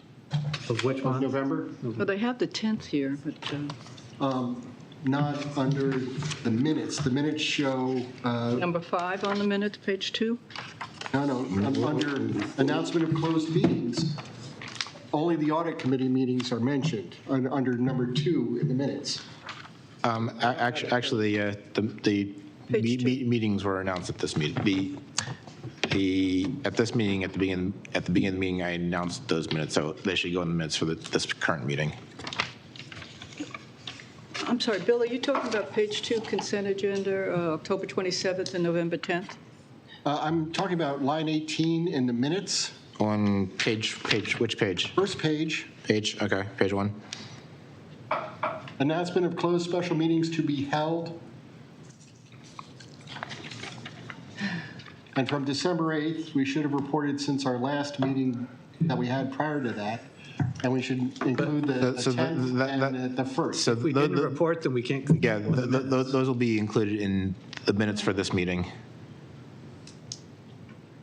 Okay, but So what you're saying should be included in the minutes for this meeting, I believe. Since it's discussed at this meeting. Yes, it's announced at this meeting, so it should be in the minutes for this meeting. Help me out here. We included closed meetings on November 16th and December 6th, but we didn't include a meeting from the 1st, which would be in between the two of those? I believe there's an omission. Well, So if there's an omission at the last meeting, and it was announced at this meeting, that it should go in the minutes for this meeting. well, excuse me, on page 2, line 86, number 5, consent agenda, approval of closed meetings October 27th and November 10th. Do you see that? I do see that. Does that cover it, or no? You want more there? There should have been more there? Okay. That is the meeting minutes being approved. Right. The announcement of meetings is different. They should coincide with each other. Well, those were correct? minutes of open meetings, not closed meetings. I think your concern gets addressed on the minutes for this meeting, which will get approved at the next meeting. So you're saying that the Yes. announcement of meetings from November and December of '22 will be taken care of at the end of February of '23. Well, it'll go on the minutes for this meeting, and those minutes get approved at the next meeting. The next meeting or the work session? Meeting. We don't approve minutes during work sessions. All right. We're already, almost 9 o'clock. I don't want to take a whole lot of time with this, but we need to sit down and make sure we get this right. Yeah. Can I put them back on the consent agenda?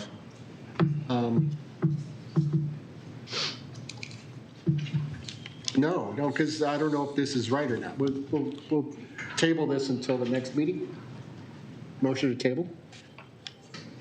Okay, there's a motion to Table the minutes? table the minutes for this meeting. December 8th. Is there any discussion on the motion to table the minutes from Alan? I'm not clear, given that your objection has been responded to, Bill, I'm not clear what basis we have for, if you didn't look them over, then that's one thing, you want some more time, but Okay. I'm not clear what your Well, then wish to table is. let's be clear. Section 2 or item 2 from our minutes from December 8th. Missed some meetings. That lists 2 meetings. It lists an audit committee meeting on November 16th. Yes. It lists an audit committee meeting on December 6th. Both were closed meetings. It gives the purpose Right. of the meeting and the reason for closing it. And it missed some.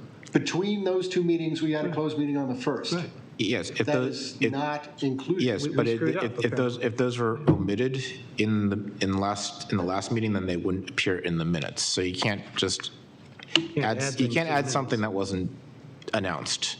It wasn't So you're enough. saying it's not a reflection of what actually happened in the meeting? It's a reflection of what happened the minutes are a reflection of what happened at the previous meeting. Okay. If we add it, then they would no longer be a reflection. Okay, so what you're saying is that we should approve these minutes? Yes. Via the consent agenda, and you will correct the oversight that is apparent. Which we did at the beginning of the meeting. Okay, then I would be fine with that. Okay, thank you. So we'll add it back to the consent agenda. So the approval of the BOD meeting minutes from December 8th is back on the consent agenda and approved. Next, we have board votes. 6A, the first item for 20 minutes is the audit committee recommendations. Jackie? Well, I'd like to move that we approve the audit committee Sorry. recommendations, so we can get the discussion underway. Is there a second to approve? Second. So I've got a motion by Andy, a second by Bill to, could you please restate the motion? Approve the audit committee's recommendation. Yeah, approve the audit committee. To approve the audit committee's recommendations. Jenny? Yeah, I have an, excuse me, an amendment to that. I'd like to move to thank the audit committee for their recommendations and assure them that they will be considered when we develop the ethics implementation policy, which will be soon. Because we still have to work on the implementation, and to approve this without looking at what also has been developed by Dick, and I think Wes had some say in it. I don't know if Andy did as well. You have to look at both. You can't have contradictions. Jenny, you said that was an amendment. Are you taking something out? Are you trying to replace the whole motion? I'm really just saying. What's your amendment? My amendment is not to go along with approving, because I think it's not, it has to be considered with the whole thing. So I'm just saying instead we just tell them, thank you, the audit committee, for their recommendations, and assess their recommendations will be considered. They will be considered when we develop the ethics implementation policy, which just makes sense because we've got that draft for the policy implementation. We have this that has ideas on how to implement policy. So we got to get them together. We just can't approve one document and then have another document there. So I don't know, is there a second for that? What? Who's on first? Could people in the audience please be silent? Like redistricting? Could people in the audience please be silent? Thank you. Jackie? So unfortunately, Jim, our audit committee chair, couldn't attend tonight, but he did ask me to say a couple quick things. One, just that the audit committee felt very strongly about these recommendations, and they were brought to the board by a unanimous vote of the committee, and that the expectation is that they will be incorporated into CA's ethics policies and practices. Now, I said policies and practices because not everything that's in these recommendations is a direct segue into CA's policies. Some of them don't involve policy. Some of them, number one, board and staff relationships. Number two, education and training for the board of directors. There's another recommendation in here about, the use of CA emails. So as far as the process goes, it's very important to make a decision on these specific recommendations, because the ones that do feed into the policy, then we go on to that later this evening and make sure that that the draft policy actually includes what the board is saying that they agree with in this recommendations document. So if you don't do that, there are some differences, and you'll be sitting there saying, well, what are we doing? We haven't taken a position on these recommendations yet. So this is a good sequence of events right now. So one of the things that I think we need to be clear about is that what the audit committee provided is not a draft policy statement. So so regardless of what happens in this agenda item, this can't become policy because it's not written as a policy. It's written as a letter with a series of recommendations. So I think that's where Ginny was getting at, because basically we need to be clear that this doesn't magically turn into an ethics policy document because it's not written as an ethics policy. Is that a fair assessment from a procedural standpoint? There are some recommendations that would, if you agree with them, need to be part of policy, and others are process and protocols that my next question would be, what is that next step going to be? But first you have to say, do we agree with the spirit, the reality of what is in these recommendations? Andy? Yeah, I mean, I think the important part is to understand that if the board adopts these recommendations, then the next step when you develop I'll say how to handle violations, whatever policies, then whoever develops that takes into account the board desires, and so that the policy will reflect those recommendations, which the board hopefully will adopt. So I think it is important that the board, does adopt the recommendations, because in essence that gives guidance to whoever is going to write the policy or modify the policy. So the key word that you just says guidance. So keep in mind, at the end of the day, even if we accept the recommendations, it still goes into an ethics policy, which the board can still edit, amend, do whatever the board happens to do, and so there's a process. But but again, you want to set a process from how you get from there to a policy. Well, I'd like to discuss them recommendation by recommendation, because I think by and large, it's a very good set of recommendations. And we definitely need to consider them as we move forward. But some of them apply to some things, some apply to other things. Some of them have to do with enforcement, some have to do with the code of conduct. Some of them get into some deep questions where we really have to get into this whole conflict of interest question, which is, I think, a more involved discussion. I'd like to say that we appreciate this, we think it's very useful, that we will definitely take all of it into consideration as we move forward. But I don't want to just say this is engraved in stone and anything we do forward after this can't be changed. Right. There's some subtleties in here that really need to be examined. And particularly the code, because we have not had a full discussion of just where IAT fits into this, where our village responsibilities fit into this. This conflict of interest thing is curious, because every time we decide to, what the rate and cap is going to be, we have a conflict because it affects our own assessment. So we need to think about some of these things. I'd like to simply say that we do appreciate this input, that we will give it serious consideration, and I think we're getting some good advice here. But let's move, let's not say these are the 10 commandments here. Alan? Yeah, I guess I'd like to ask Andy then, and you started to define it when you said set the bar, but when you say, I think the motion was to accept the recommendations, what does accept mean to you? So as Jackie kind of said, some of them affect policy, some affect procedure.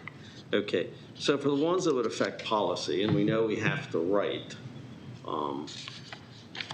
some new policies, whoever then would be tasked would take those and say those should be incorporated into whatever document. And then, as Eric said, it does come back to the board. Okay, but in essence, you're kind of giving the folks who are writing whatever the new policies are some guidance to say, look, it should contain the following things. And I'll put out one that's really big is whether or not there should be an ethics committee, a separate ethics committee. Because you need that guidance if you're going to write a policy. I mean, because, you can't just suddenly decide to stick in. Because if you decide to do an ethics committee, okay, then you're going to write the policy in a certain way to a draft of that. But if you're not going to do an ethics committee, then you want the policy to be different. And so those are I think the types of decisions that have to be made that the boards kind of say, so that you don't sit here and we write it and then we get back like, well, that's not. Well, okay, so given that, and I agree with what you said, I'm with Dick. There are some of these things that I love and some of these things that I disagree with, so I'm not in favor of us just blanket. So if the motion stays the same, I'm going to vote against it because I don't think we should adopt them all at that level. And I'd like to have some more specific discussion about it. So I do want to go back to, so you brought up the point of an ethics committee. We don't have an ethics committee right now. That committee doesn't exist. So if we were to approve that, we can't actually implement what we approved because the ethics committee doesn't exist. So we sort of have this chicken and egg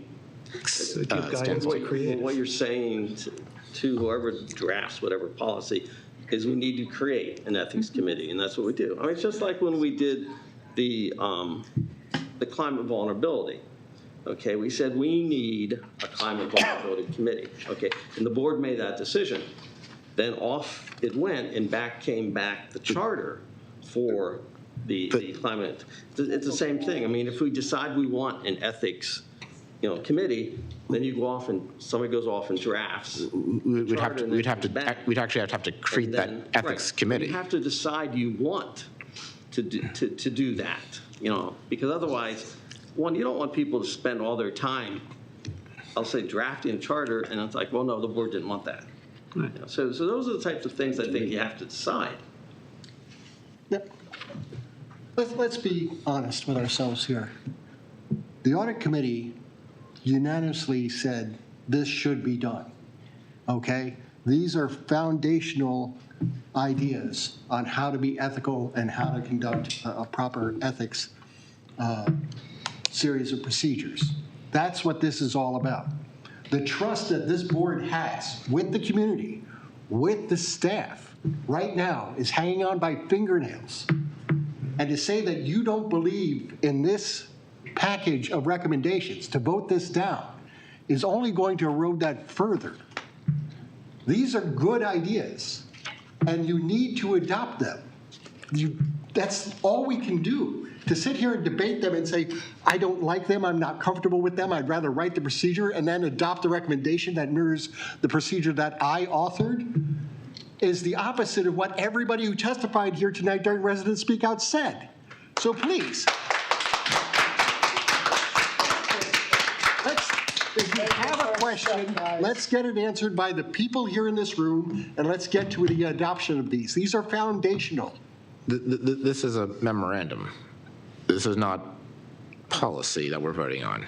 So the question is, what does that mean? Mr. Chairman, I hear you talking out of both sides of your mouth here. You're saying that this is really not very much, and then when we say let's adopt it, you say, I really don't feel comfortable adopting them. I'm trying to get the procedures down. Lynn. Yeah, this is 6 pages. If it would make the board feel better, it would make me feel, why don't we go through the 6 pages and see where there are any issues? And then we'll know what we're talking about. Right now, we're just talking. Mr. Chairman, we sat through a work session 2 weeks ago to go through 6 pages of documents. These are the same 6 pages. They have not changed. I don't know why we're going to spend extra time. How much time do we have left on this topic for tonight? 6 minutes and 39 seconds. So we got a minute a page? Is that what we consider as an appropriate review after spending, I believe, what was it, 40 minutes on this 2 weeks ago? So I'll ask. Who's got her hand up? Okay. Who's got their hand up? Jackie has had her hand up. Jackie. In the spirit of transparency, I would say that we spend the remaining time discussing anything that any board member does not agree with in this document, so that everyone can be on the same page as to what could possibly not be appropriate in here, if you just pass a motion that says that, thank you to the audit committee and we'll consider it when we draft policies, they are going to end up carrying no weight. The final quick thing that I want to say that isn't explicitly stated in here, and it was discussed 2 weeks ago, and it's important, is that in the end, regarding the establishment of an ethics panel to handle any ethics allegations at the highest level of the organization, remember 2 weeks ago I talked about that this is about accountability and closing the gap in the accountability at the board level. Whatever the ethics panel would decide, the board would respect that process and that decision would stand, or else it goes right back to the board for consideration and we end up right back where we are now. Dick? I'd like to go through it resolution by resolution and get an up or down on each resolution. Okay, that's... Recommendation or resolution? But whatever the recommendation is, let's look at them one at a time and see which ones we can agree on and which ones need further discussion. We'll do it this way.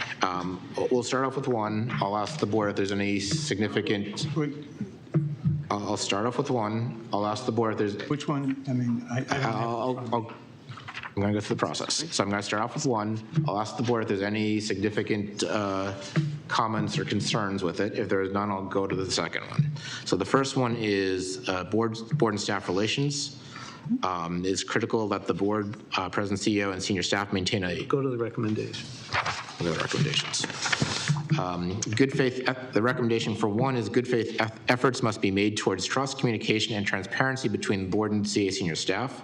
In cases where that is overly difficult, the committee recommends mediation provided by an independent qualified third party. Okay, I move that we accept that. So is there any dissent on this recommendation? Okay. You want to move to accept the recommendation? I think we're all in favor of it. Okay, Dick moves to accept recommendation number one. Is there a second for it? Second. There's a second. Is there any dissent? There being no dissent, the recommendation one passes by unanimous consent.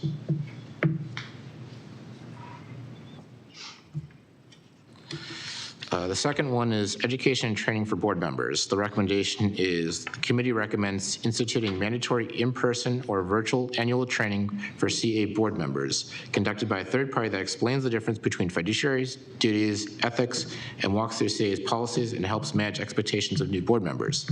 The training should include the following characteristics: factors inherent in collective and individual accountability, fundamental roles and responsibilities of the board and senior staff, the role in oversight versus day-to-day operations.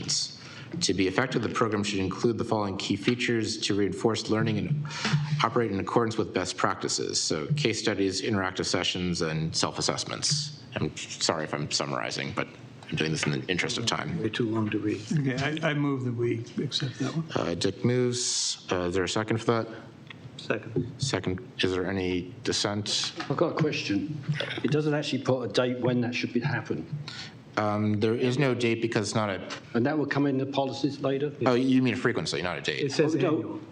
Pardon? It says annual. It says annual. Right, but is it before you come on the board, or when is it in the between the election? So I think it's a good point. It's silent on that. I think it's a good point. I think any My recommendation is to not get caught up in the implementation and the details and just talk about how you feel about the bigger picture concepts. Yeah, keep in mind the details will have to get hammered out when it actually becomes a policy. So these are recommendations, but to get from here to a policy, then you have to hammer out those details.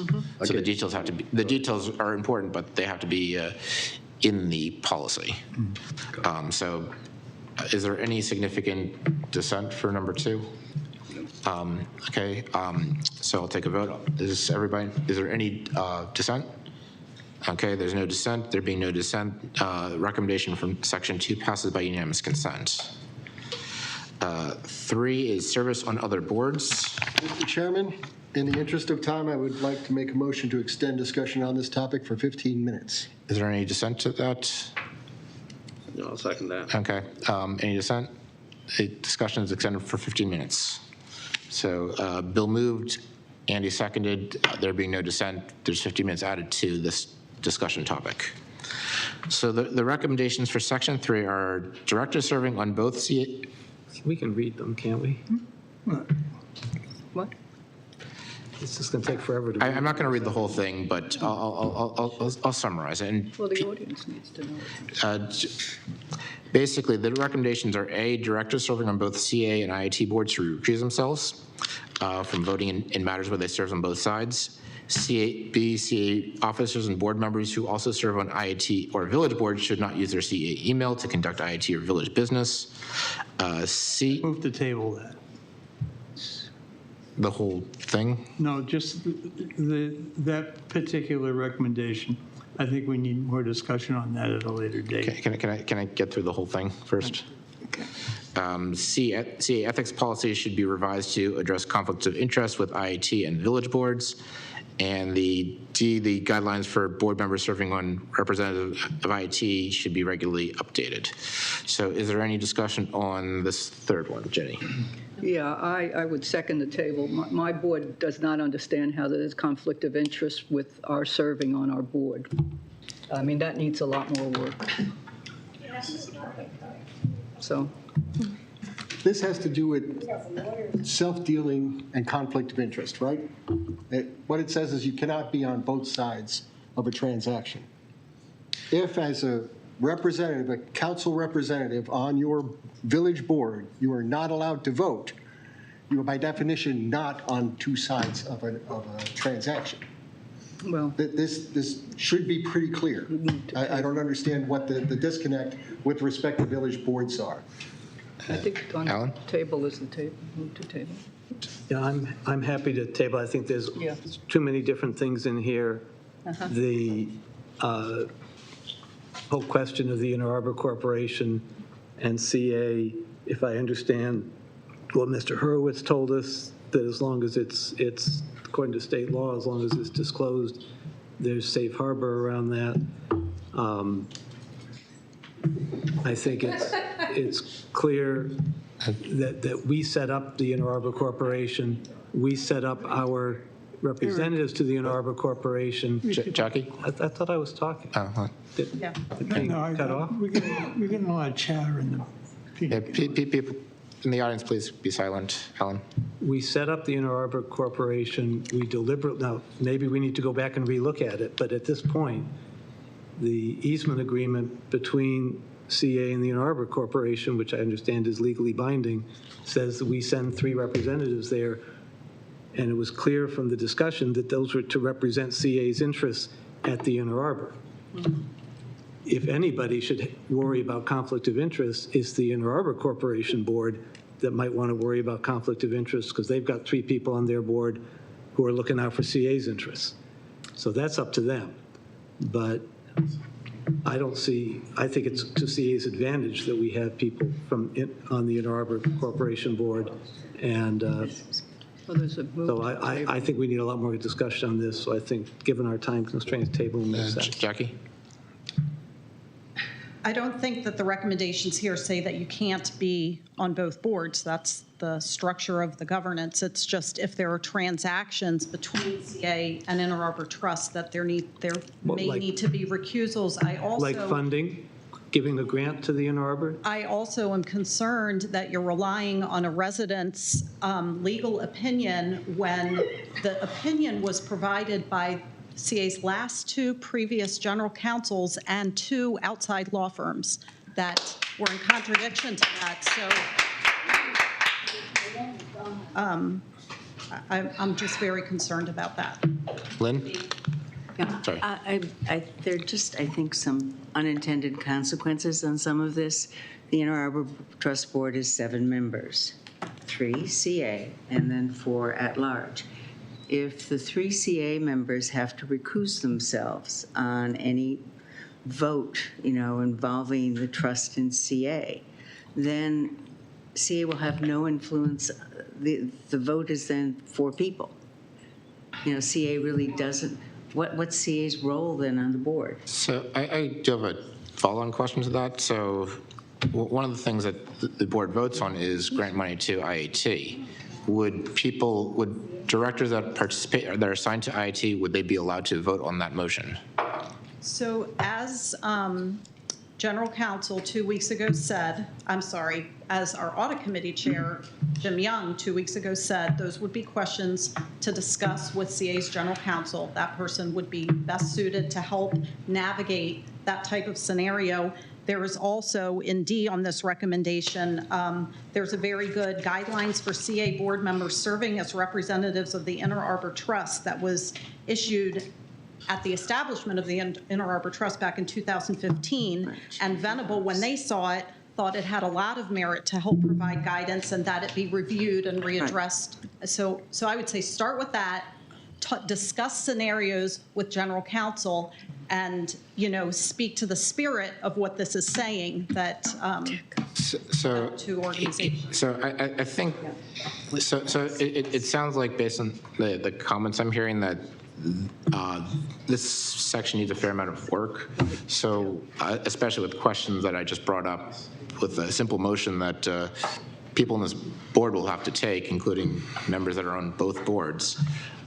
So the concern I have is I think we need to sort of hammer out those cases that are known and that are going to occur every single year. So what I'd recommend is sending this back to the audit committee and having it have guidance for those particular cases. Second. Mr. Chairman, you need to get those cases in writing. You can't just say, we'll do this, and then you say, oh, well, that wasn't exactly what we said. This has to be in writing. I'm not finished. The cases aren't in writing here. I've been holding back. This is a very dark day for this board tonight. And if you table this, it gets darker. Would you? Just want to let you know that. So. They do what they want, doesn't matter. Everyone in the audience, please be quiet. Andy. I heard you say now, send it back to the audit committee. B and D, I would hope, are not controversial. I mean, B is don't use your email address, and D, and I don't really want to discuss those anymore and send them back to the audit committee because I'm not sure what you're going to do. I mean, B is just don't use your, only use your CA email address for CA business, and D is, look, we haven't updated the guidelines in almost 8 years. I got a minor problem with that. I don't have a village email address. Yeah, it's like. Well, you could get one.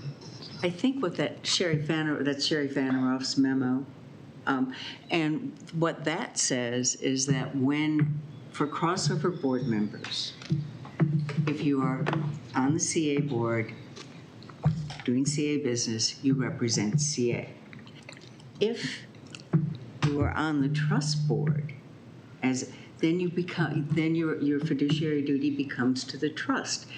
And she says that's the way they have it. That's the way she presents it. This basically says that you represent CA on both boards at all times. No. That's the way I'm reading it. No? No. It says that you can't be on both sides of it. Alan? Andy, to your point, I absolutely agree with D. B feels like I'm not understanding the gravity of B. I mean, we are so schmurgled in terms of being Columbia Council, being members of CA, being the board of directors of CA. We are all those three things. We are on our village boards only because we are. People in the audience, if you want to have conversations, please have them outside. Yeah, if you're going to talk. Feel free to have them outside. Sure. Thank you. I don't get, we are on our village boards ex officio because of all that. I don't get that as it's not like we're representing, I assume most of us, if not all of us, are acting as go-betweens. We ask our villages what boards, what they're interested in. We bring that back to the CA board in terms of things for the budget and other things that are going on for the village. That just feels like a unnecessary, which email address am I using for what, when it's really all, I understand the legal entities, they are separate incorporated corporations, but that just doesn't feel like a needed recommendations. I'm fine with D, and I think A and C need more discussion. So we've got a motion to table this. So on the motion to table, I'll call the question to table 3 on this. Dick? Yes. Lynn? Yes. Brian? No. Alan? Yes. Bill? No. Andy? No. Ginny? Yes. I vote yes, so part 3 will be tabled. Please, no comments, or take your comments outside, please. The fourth recommendation, please take your comments outside the room. The fourth recommendation is the committee recommends that the board consolidate and streamline the ethics policies. And this goes on for a while. But basically, it looks at standard complaint intake, and it goes into more specifically, it talks about creating an ethics committee. As the ethics committee discusses board votes, discusses early dismissal. Are there any comments on this section? Dick. I am concerned about the idea of an ethics committee. And I'm not, we have a policy now that this goes to the board chair. And if the board chair can't handle it, it goes to the vice chair. And if not that, then the senior member on the audit committee. And the understanding is that that person will take a look at, there are 4 categories of reasons why it would not be, we would not proceed with that. And then the person responsible for just, checking this thing would come back to the board with a recommendation, not kill it on their own, but would come back to the board with a recommendation as to whether this thing was a valid thing, and the board at that point would decide. We got 10 members. We've got committees. To put together another committee, I think we're overthinking this. And the problem we've had in the past is when the chair, let's say, would come back they wouldn't come back with a recommendation. They could just kill it on their own. And also we had a problem with the chair would sometimes write a 14-page analysis and actually do an investigation. I think that's premature. I think what we need is a policy where somebody or some, maybe the chair and the vice chair and one other person or somebody would decide whether this is worth pursuing and then make a recommendation to the board for the board to vote on. Jenny? So I would like to substitute something like that. Jenny? Yeah, this is an example of what I was talking about, where we have existing policy. We're working on, you and Andy and Wes to a certain extent, we're working on creating new policy for enforcement of the code. So I think these some good ideas in here, but I think it all has to be dealt with together, which we're saying we will be doing soon. So we would take some of this and see what works. Susan? So let's be reasonable about it and let us do that and just, Susan? Clarify what Jenny said, because Dick and I have been working on a code of conduct. We have not been working on how to handle violations. Well, then I guess Dick's been working on it. No. Andy and I have been working on a code of conduct, ready for presentation to the board, and the enforcement piece is the thing that's hanging in the air that we really are going to need. Anyway, I'd like to get Susan's comments in, please. Susan? Lynn's got. So I think the point that not hearing acknowledged in the recommendation for the ethics committee is that it would be comprised of outside experts to provide some subject matter expertise. And so it would provide the expertise that board members may not have in evaluating these matters. And I think that's been something that's been challenging for the board. And I also I would want to point out that it gets it out of this circular investigation of your own matters, and especially in situations where more than a majority might be disqualified because they're named in a complaint. So I think this is, I'm not sure you've gotten the gist of that recommendation. Lynn? I absolutely agree. You know, this has been a problem the whole time I have been here. Having it out of the board control. If it's an ethics complaint, yes, let's give it to an outside group. That would make it seem fair. You know, you don't have the pressure put on a single board member or a group of board members to make decisions on things that may or may not involve themselves. Let's get it out of the board into a more professional, you know, third-party committee and be grateful. Alan? Couple things. First of all, we've reached our extra time limit, so we probably need to decide whether we're going to continue this. But what's not clear to me is, I think this is, for those reasons, a really good idea. And where's the enforcement power? So would this ethics, I think we would need to really be clear about what the purview of this ethics committee would have in terms of its remedies, that it could, or is it making recommendations back to the board, which sort of puts us back. So if you look at 6 as a provision for a board vote, so the committee recommendations would go back to the board if they feel there's an investigation?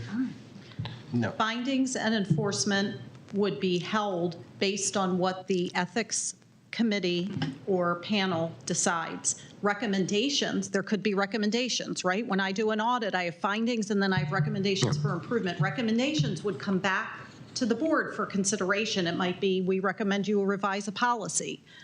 So it is very important to know from that enforcement side that you are relinquishing control of getting away from this circular pattern of then it landing back with the board, because that has not been successful. But it's still. And it's too, yep. Yeah, but it still lands back, the recommendations still land back in the board. Recommendations, but I'm hearing not enforcement. Like if this is a stupid example, I'm deliberately using a stupid example. If the ethics committee decided that Bill violated ethics and therefore should run around backwards around the board table 10 times, that would be a decision, no appeal, no. Is that a correct understanding of this? That is correct. So if there is a member of the board, for example, who is accused of an ethics violation, I'm going to turn it the other way, the ethics panel would decide, A, does it warrant an investigation? If they say yes, then they either investigate it themselves or they would have the ability to hire out, just like we have now. Let's say that they come back and they say, it has been determined there was no ethics violation. It stands. If they say that there was, then that stands, and we have an enforcement policy that says here's what happens if there is one. They may then with that say, even though if there was no ethics violation, they may say, we recommend, in order to avoid this type of situation, X, Y, Z. They have no enforcement over those. But what you left out, and I just want to make sure I'm hearing you correctly, is they would not have the ability to decide on the consequence of, they was only on the yes or no was a violation, and then the enforcement policy would take over. There are a few options for that, and my suggestion would be not to get into those details at this time. For example, it could be that they don't decide the consequence, but it is codified in the enforcement policy. Another option is to say, then it goes to that respective village board, and they make a decision. It would be something other than that it goes back to the board to decide, is the point. First of all, I'm nowhere near coordinated enough to run 10 times around backwards. I just have to quit. Swim 10 times backwards around the pool. It might be an easy out for some. Okay, can you do 5?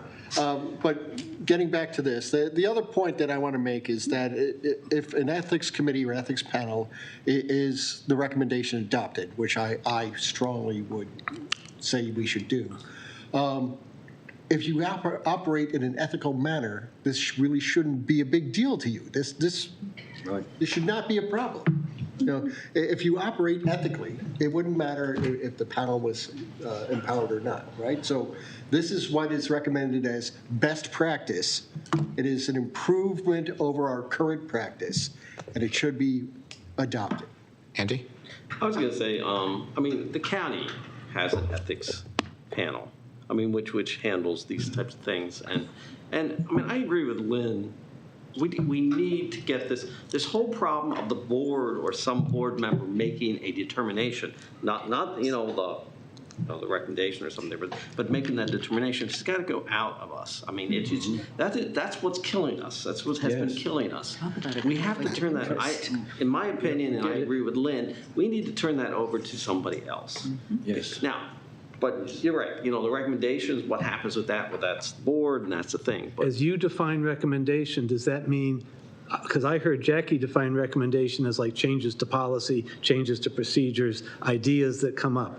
That's different from what should happen as a consequence of the violation, assuming a violation was found. Are you separating those, or are you combining them? No, because as she said, that is determined by how this board writes the policy. If the board says to the ethics committee, okay, you can do X, Y, and Z, you can recommend it go back to the village board, then the ethics committee has that ability. But if in the charter or whatever it says, no, all recommendations have to come to the board, it can do that. But it depends on how we write it. Okay. The key is the determination. The investigation is handled outside the board. Okay. And then we can argue internally. I feel like there's a lot of vagueness in this one. I'm willing to drop my my concern here. We are going to have some discussion as to just what this panel consists of and what they're. We're going to need some further work here, but I'll drop this for the time being. Okay. Is there a motion for this? Motion to adopt. Got a motion to adopt. Is there a second? I'll second. This is the entire thing? Or? No, this is section 4. Section 4. Okay. This is section 4. Is there any further discussion on the motion to adopt from Brian and seconded by Bill?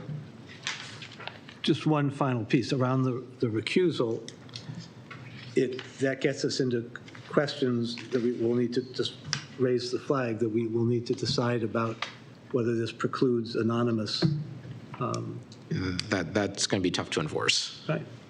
There are ways to do it. I mentioned that 2 weeks ago, and let's just not get into it now. And I'm not the expert on that, but Venable touched on it, and it can happen. And they are saying that based on extensive experience. Yeah, if you can. Not smooth, but it can be done. If you could forward me those ideas, I'd love to see them. Absolutely. Okay. Is there any dissension on 4? There being no dissension, 4 passes. So can I get a motion to adopt? Can I get a motion to accept from the audit committee recommendations 1, 2, and 4? I'll make that motion. Andy makes the motion to adopt in the January 5th memorandum recommendations 1, 2, and 4. Is there a second on that? There's a second by Ginny for adopting 1, 2, and 4. I will call the roll. Dick? Sure. Yes. Lynn? Yes. Brian? Yes. Alan? Yes. Bill? Yes. Andy? Yes. Ginny? Yes. I vote yes. Motion passes 8-0. That will end this topic. And let's make sure that on a future agenda, we research this Yes. conflict situation. The next, I have one more thing about this, because we've had this whole big discussion, and I was wondering if there's any interest on the board to perhaps hire Venable to do a draft of like an ethics charter and enforcement policy, and get it off us, and then bring it back to us, but let them do because they obviously know what they're, they got a lot of good recommendations, and that's what I was thinking is maybe we just dump the problem on them to do the initial writing and then bring it back to the board. wouldn't we want to get an RFP, considering Venerable's been involved in so much of our work lately? Wouldn't we want to get an RFP on that? Yeah. Go through the procurement process. We can do that, but that's why I suggest that we hire somebody to do this and we not try to do it ourselves. We get ourselves into trouble. And this is, the reason I recommend Venerable is clearly they're all familiar with this, and that's why I was thinking, look, let them do it, and then bring it back to the board, then the board can argue over it. First, I'm not so thrilled with the language of dump the problem, but I'll second that motion. Sorry. Okay. Could you restate the motion, please, Andy? That we hire Venable to prepare a draft enforcement policy and a draft ethics charter to be brought back to the board for its consideration. Wouldn't that be a violation of the procurement procedures? I'll make a friendly amendment to replace hire Venable with put out an RFP for drafting the ethics policies and procedures. Well, no. Charter. The charter for the ethics. All right. The charter for the ethics committee. Second. I'll go with the. Okay, so it's accepted. We get a lot of criticism for using outside lawyers. I'd just like to be clear what their assignment would be. Yeah, and how It would be just the enforcement piece? That'd be something in the RFP. Susan? So there are already outside law firms under contract that could do this work. Is there a reason to find someone else? Well, you recommend, I mean, I think as long as we have somebody else do it, I mean, I'm perfectly happy to use, and they bring it back to the board instead of. Well, I think there's an amendment on the floor with a friendly amendment. So we got a motion by Andy, a second by Bill with a friendly amendment to put out an RFP to hire someone to come up with the draft enforcement policy and charter for the ethics committee. Okay, so call the question. I'll call the question, assuming there's no further discussion.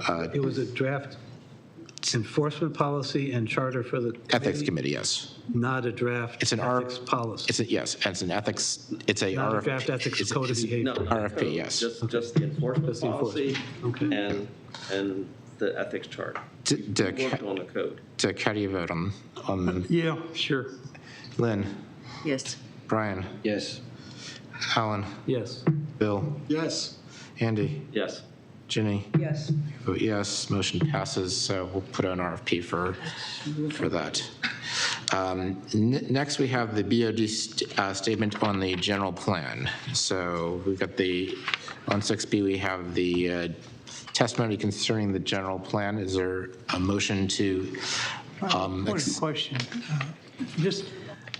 I found 3 documents in here. What? So Thank you, Jackie. Thank you. Thank you. Or are we? You had done a piece, and there was some other stuff. I mean, what are we exactly? Dick.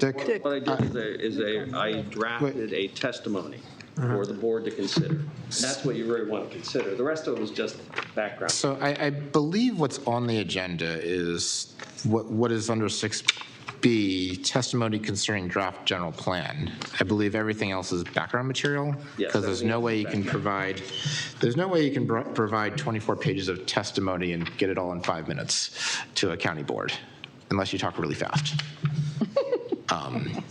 Well, we can submit. Yeah, you could submit this as background material, I suppose, but I think the key thing is approving the testimony concerning the general draft plan as we have it in front of us. Is there a motion to submit the testimony concerning the general draft plan as in front of us. That's pages 1 through 5 on item 6B in your packet. I'll move. Still trying to figure which piece we're talking about. It's the packet, it's page like 21, 6B. 22. Oh, you don't have the paper in front of you. I don't have the page numbers electronically, but the first, Okay, is it it the one looks that like starts this. with a table of contents? No. It looks like this. Okay, it's the one. It's before the table You're of looking at the contents. packet? I'm looking at, It should say XX January. testimony. Okay. So it's a 5-page testimony. And this was prepared by Andy. Andy. I wrote it. Okay. Oh, you wrote both the backup and this. Okay, all right. So, Okay. Yes, I have read this. Yes. Okay. Meanwhile, I still don't have a motion on this. I made a motion. Okay, Bill has a motion to approve the testimony as written. Is there a second on this? I'll second it. Andy seconds. Is there any discussion on this? Yep. Brian? I've got concerns because Andy's put some good responses, and then we've got something from from River Hill with input as well. And I haven't really, this hasn't come up as a topic on our village board as well.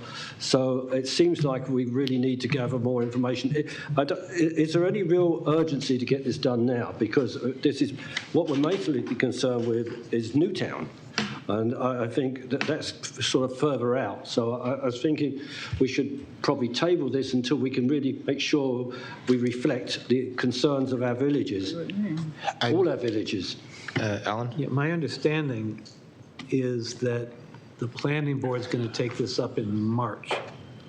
Okay. So although there's a county council thing, I think at the end of this month, they may not be the target audience. So maybe we could take this time to do some discussion of all this, but not worry that we got to run to the finish line and approve it or disprove it. So we got a motion by Brian to table this motion.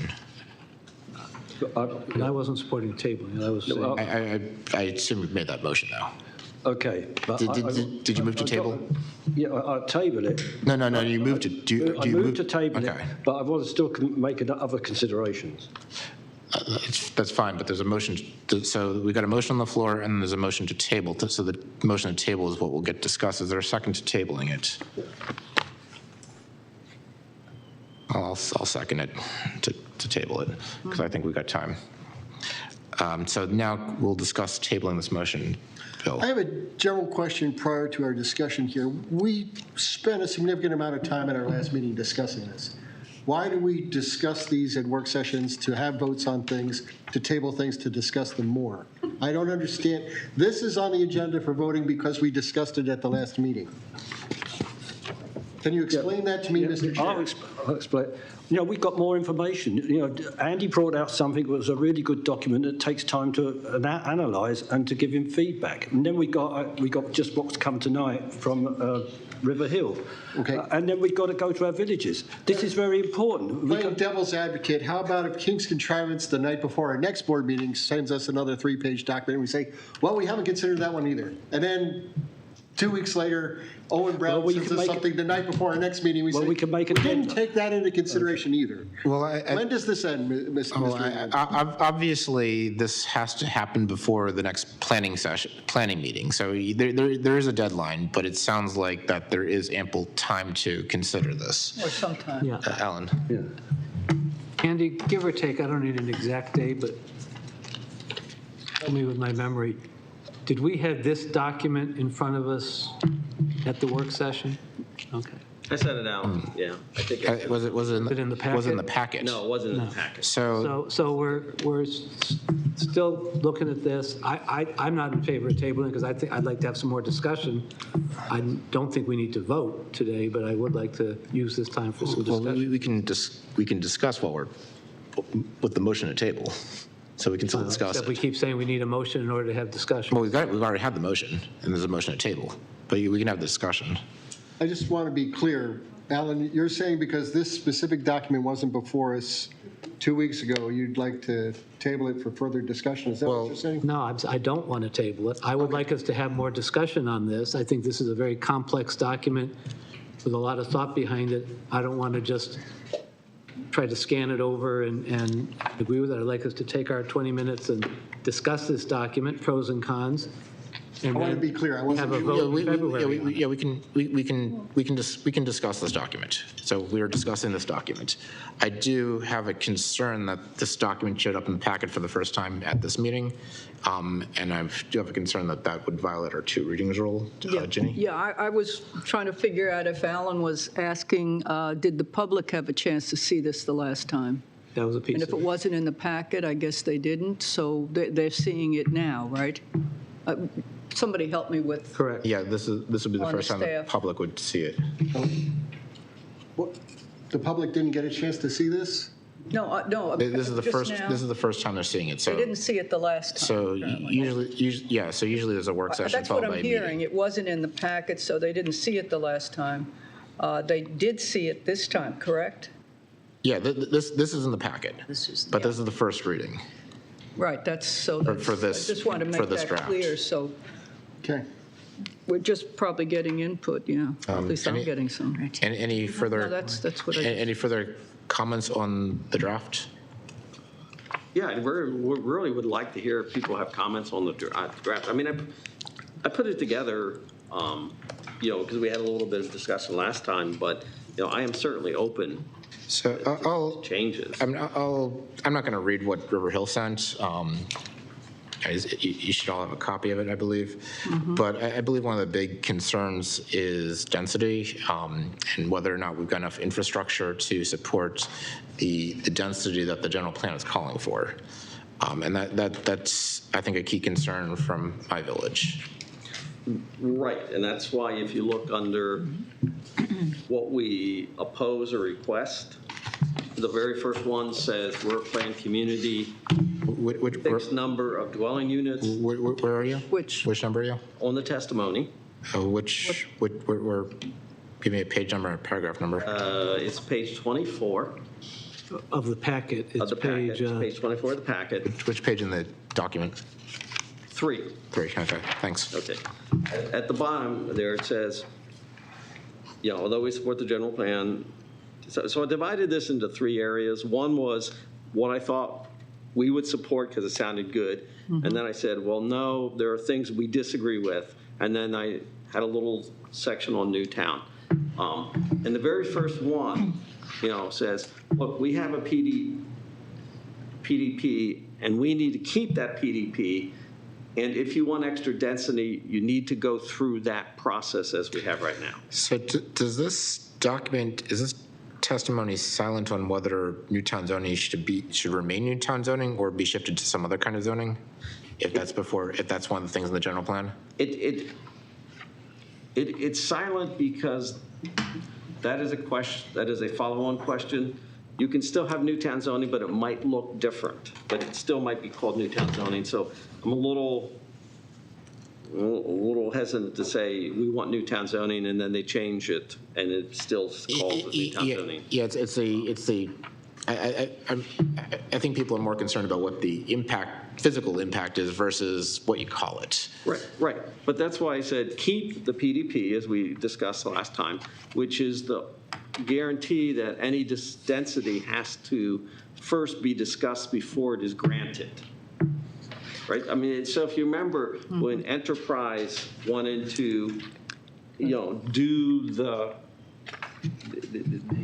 renovation of their properties. Right. In Wild Lake and in Harper's Choice. They had to go down to the zoning board first and have the discussion. Right. Before they got granted. And remember, one of the issues they talked about was schools. Yeah. And so having a PDP, in my mind, forces a discussion of infrastructure before you grant the density. And so therefore, I think that that's something we should insist continue. Alan? That's why I said we should oppose. Yeah. I guess I'm a little lost in terms of, are we now discussing this document or are we discussing tabling? But if we're discussing the document, your point, I don't mean to personalize it, point 4 in that same section, I don't think is accurate. Oh, okay. Columbia was not planned. It may have been built with a variety of housing options, but there was specifically no requirement for different housing options in Newtown zoning. It was more what Rouse made sure happened. And so, well, that's what I've been told by those who know. No. And so whether the moderate income housing unit program should apply, I could go along with it shouldn't, but I do think we should take a strong stance that there be a requirement for a full spectrum of housing within Columbia. And however that would show up in the plan. No, that's good wording, full spectrum housing. Continue our full spectrum housing. Ginny, did you have a comment? Actually, I have a question. Andy, first of all, thank you. This is a fantastic document, and I know you probably spent a lot of time on it, at least a couple of hours. One question I had I was interested in is the out parcels versus Newtown zoning. Say, take Owen Brown or any village, you have a lot of out parcels, and what this is basically saying, or the plan is saying, is whatever zoning they do, it would be the same for both the out parcel, adjacent out parcel, and Newtown. So whatever it's called, whether it's Newtown zoning or has different requirements. And that's interesting as to how, you wonder, Allview Arrowhead, or that's pretty big, 600 homes that, or other communities, how that would be worked out. Some are just a couple of, Owen Brown Road near me, it's just a couple of houses, maybe. But it's kind of interesting how they do an out parcel and how the out parcel people are going to react to that if it's a fascinating concept. Yeah, I just thought we should support that the design guidelines. Be the same. And the designs be the same for all of Columbia. For all of them, yeah. And you're right. The details, I don't know what the details are. Yeah. I just thought the concept is that, we really want it all to kind of be. Okay, and ADUs is another as to exactly how that would be done, separate or within the home, and what would be approved there is going to be an interesting thing, how that's going to work out. Bill? First, I think we should be clear that we have the general plan, and we also have a body of work called Adequate Public Facilities Ordinance, which has to do with roads, which has to do with schools. We have a separate issue or a separate decision-making process for hospitals for the entire state. These things are not just left untouched. There are absolute, systems set up to make sure that there is enough seats in schools, that the traffic flows freely. They all work together. To start dragging APFO into the middle of the general plan is probably not what the county is looking to do. I don't think we should be advocating for that. Secondly, in the Newtown zoning itself, under residential, there are specific call-outs for percentages of low-density single-family housing, medium-density single-family housing, and apartments, which encompasses townhouses, apartments, and condominiums. Those are all specifically spelled out. It is not that there were no categories for housing. It is very specific in the zoning. Alan? I guess I agree with that. I think we're using maybe the same words to describe two different things. I was talking about affordability of housing, cost of housing. You can have townhouses that cost $600,000. You can have standalone houses that cost $600,000. You can have apartments that cost $600,000. So that doesn't, just to specify the different types, doesn't help us with the full spectrum of housing affordability. But on that same similar point, number 6 in that section.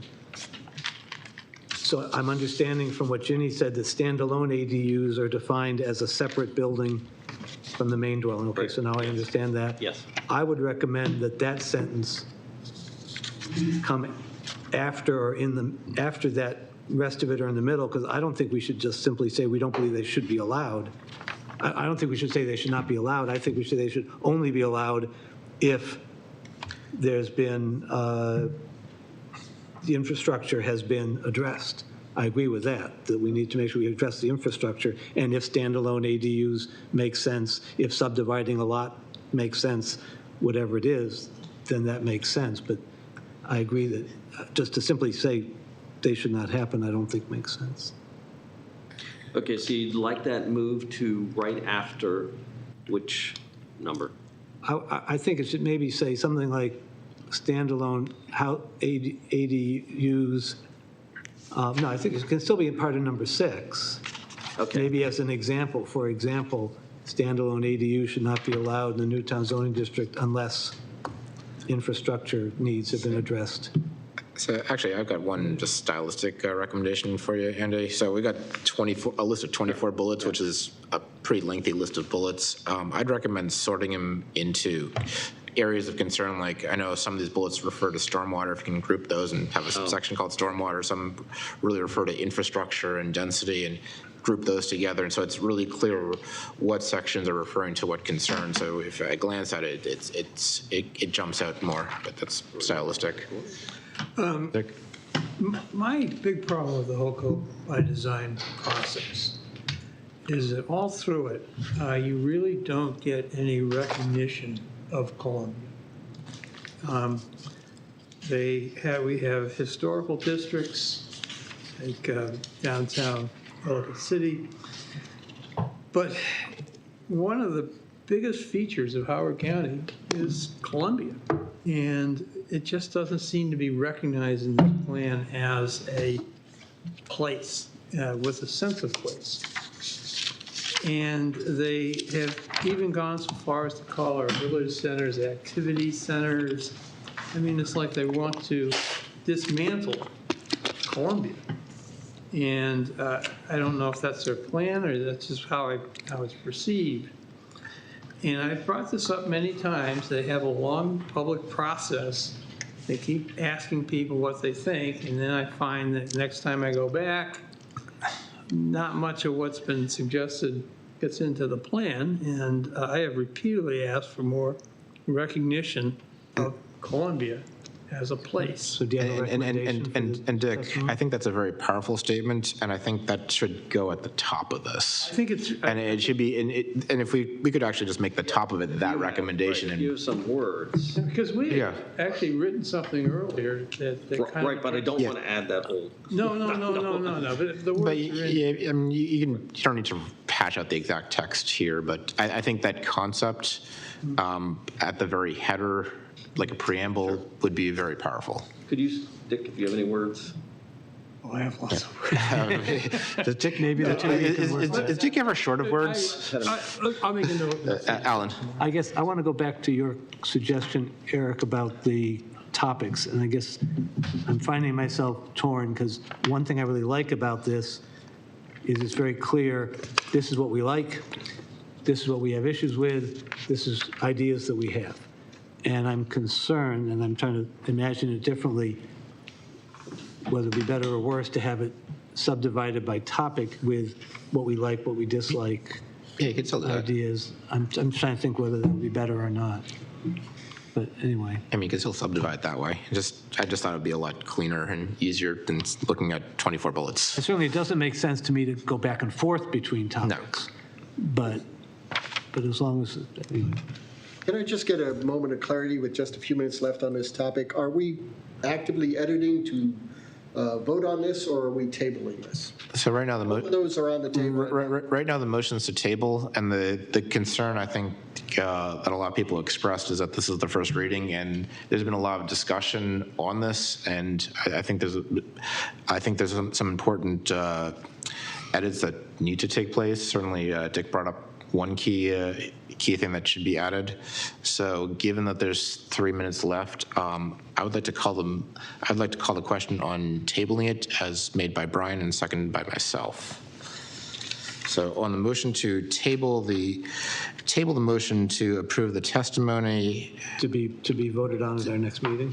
It would be tabled for the next meeting. Okay. Now, the next work session or the next meeting? Next meeting. We can't vote during work sessions. So further discussion at the next work session. If we put on the agenda for the next work session. There's a point where I believe the next meeting is going to be almost all budget, right? Budget will be big. Budget will be big. And we're going to add more to that meeting. Just want to make sure everybody's aware of that. Yep. That's all I want to say. The other possibility would be suspending the non-voting rules for work sessions and take the vote then. But I'd prefer to go the standard course and have the vote during a meeting. Go in with open eyes, that's all I'm saying. Andy? What I was thinking is, if we can table it, we should take this up at the work session.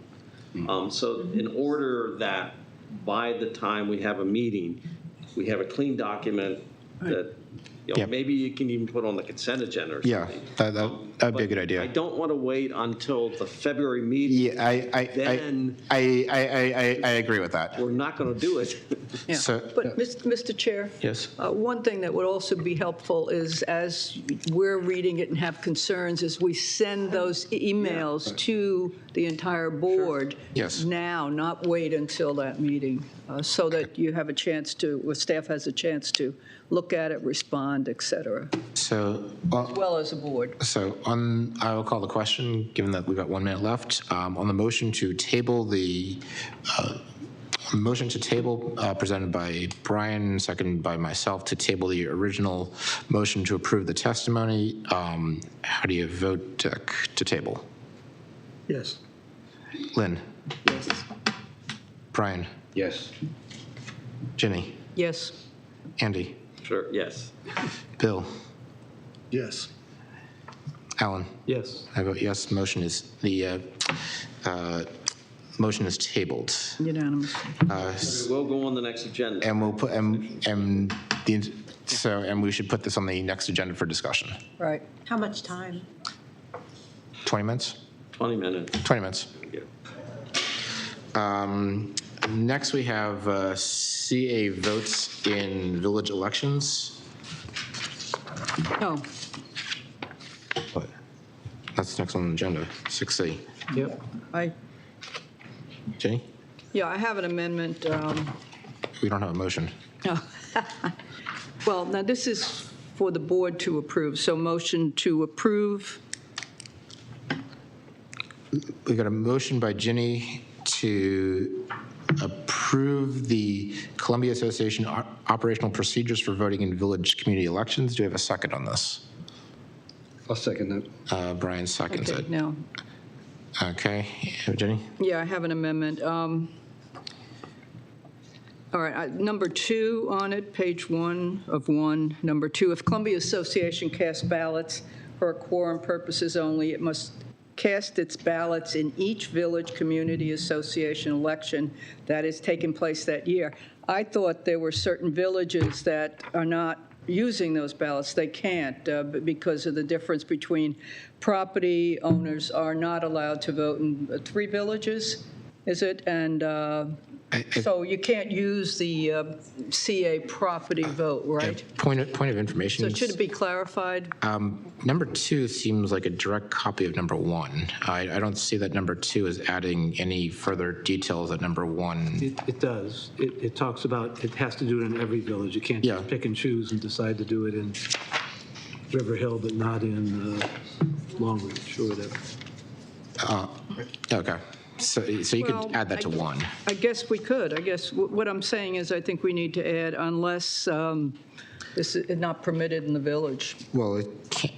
You add it to 1 and eliminate 2? Is that what you're saying? Yeah, you could eliminate 2 and add it to 1. What? Please state and say for each village in which CA is entitled to cast votes. Yes, that makes sense.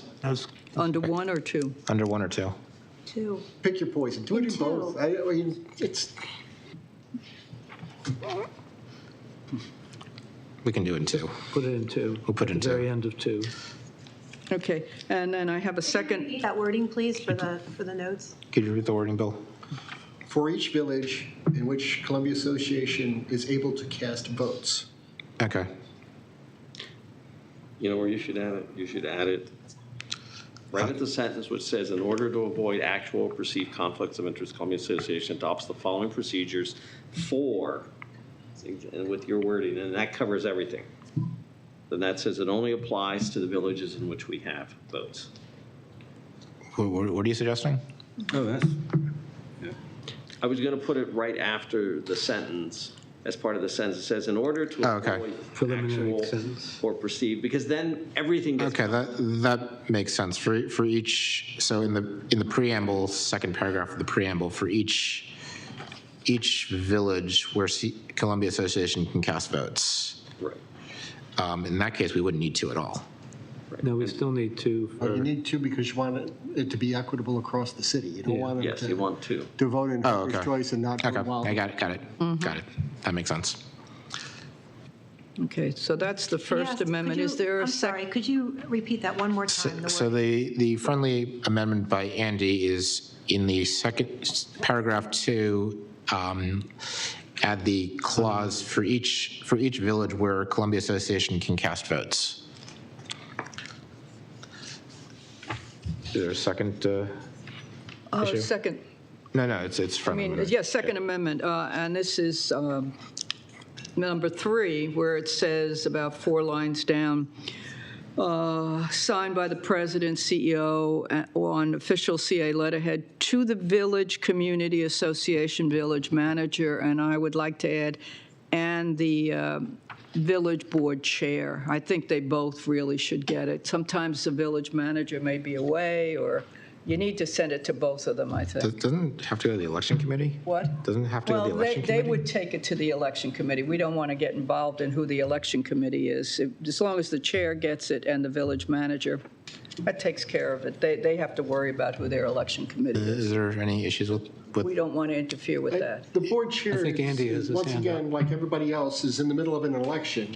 I don't need this document for casting votes to be sent to somebody who That actually, quite likely is participating in the election. that actually does create a problem. Okay, withdraw it.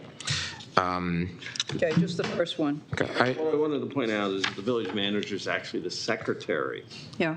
of the association, and that's who you really should send the letter to. Right. Agreed. As the official. Well, I wasn't deleting that. So I'd also like to make an amendment that we replace the word procedure with the word policy Yes.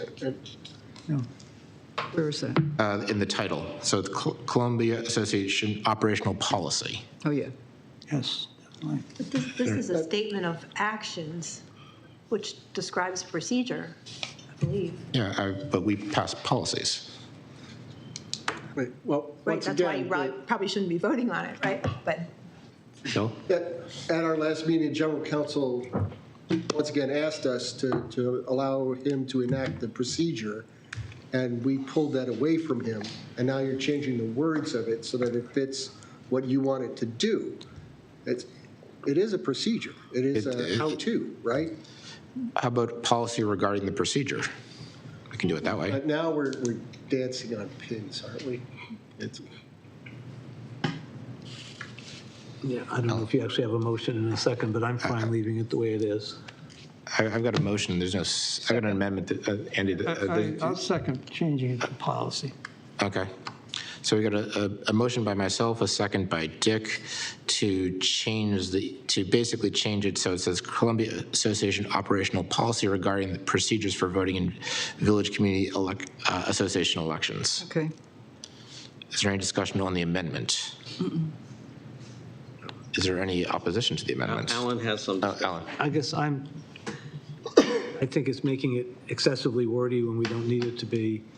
I think we're also talking out of both sides of our mouths to call it an operational policy, because operations is operations and policy is policy. So this is a procedure. This is what we're voting on. We've had voted on in my time on the board plenty of things where we had things to do. I think we just leave it the way it is. Okay, I'll Andy, or Dick, sorry. It's getting late. I'll withdraw my. Well, my concern here is there is a policy in here, and that is the Columbia Association shall not support or oppose in any way candidates running for Village Community Association, Board of Directors, or Columbia Council Representative. That's a policy. Yes. That is a policy. And I would simply say this was Columbia Association policy for voting in Village Community Association elections. I'll take those as friendly amendments. So Columbia Association policy 4. for voting in Village Community Association elections. So I'll accept that as an amendment. Thank you. Okay.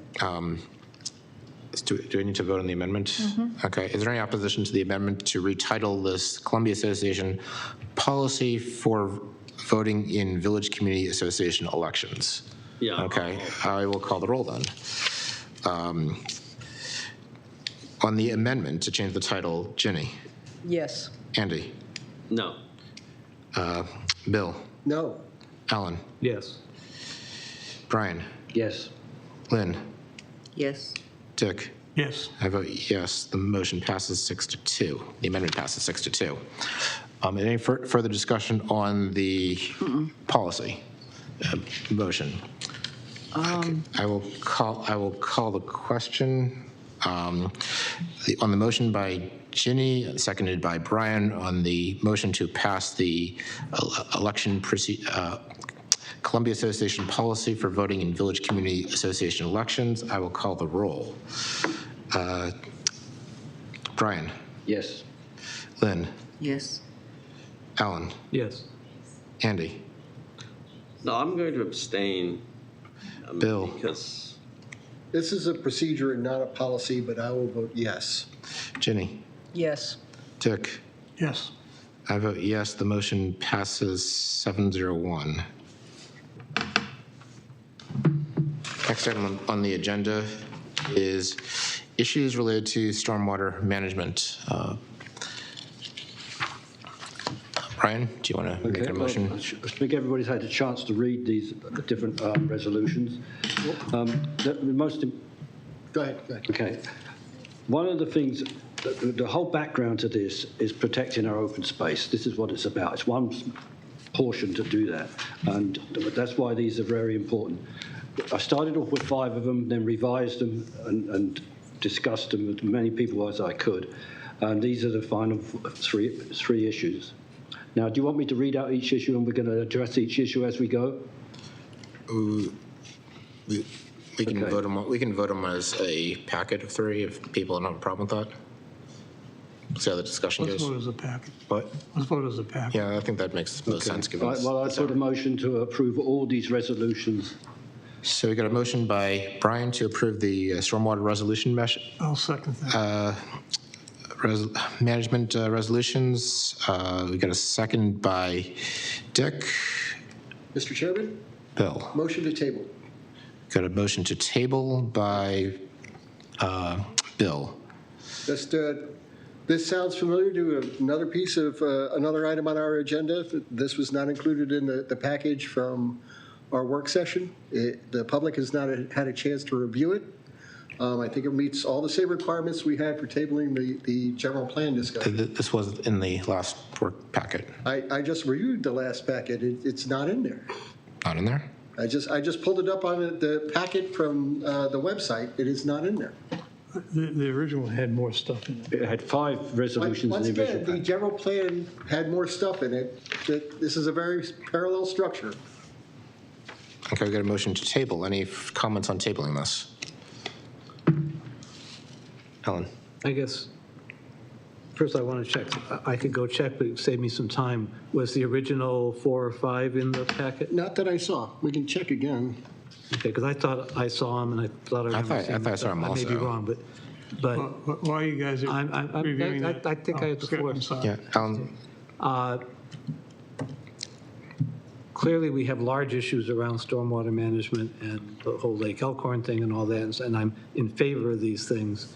Given the time, it's 10:15, and given that we still have theoretically an hour-long discussion on the budget ahead of us, I wouldn't mind tabling these things for a future vote, unless somebody can give me a reason why.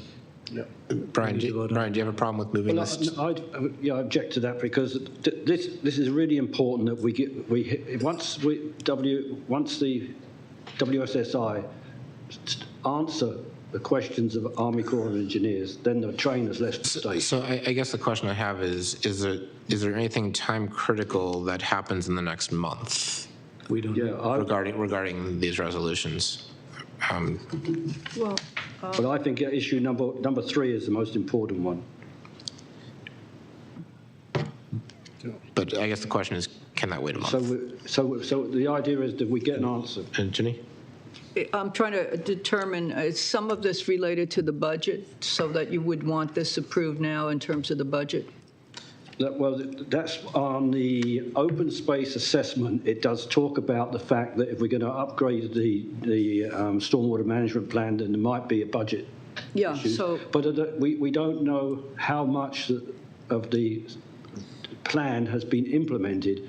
It may well be fully implemented and staff may be ready to already upgrade it. I don't know that because it's a 2009 document.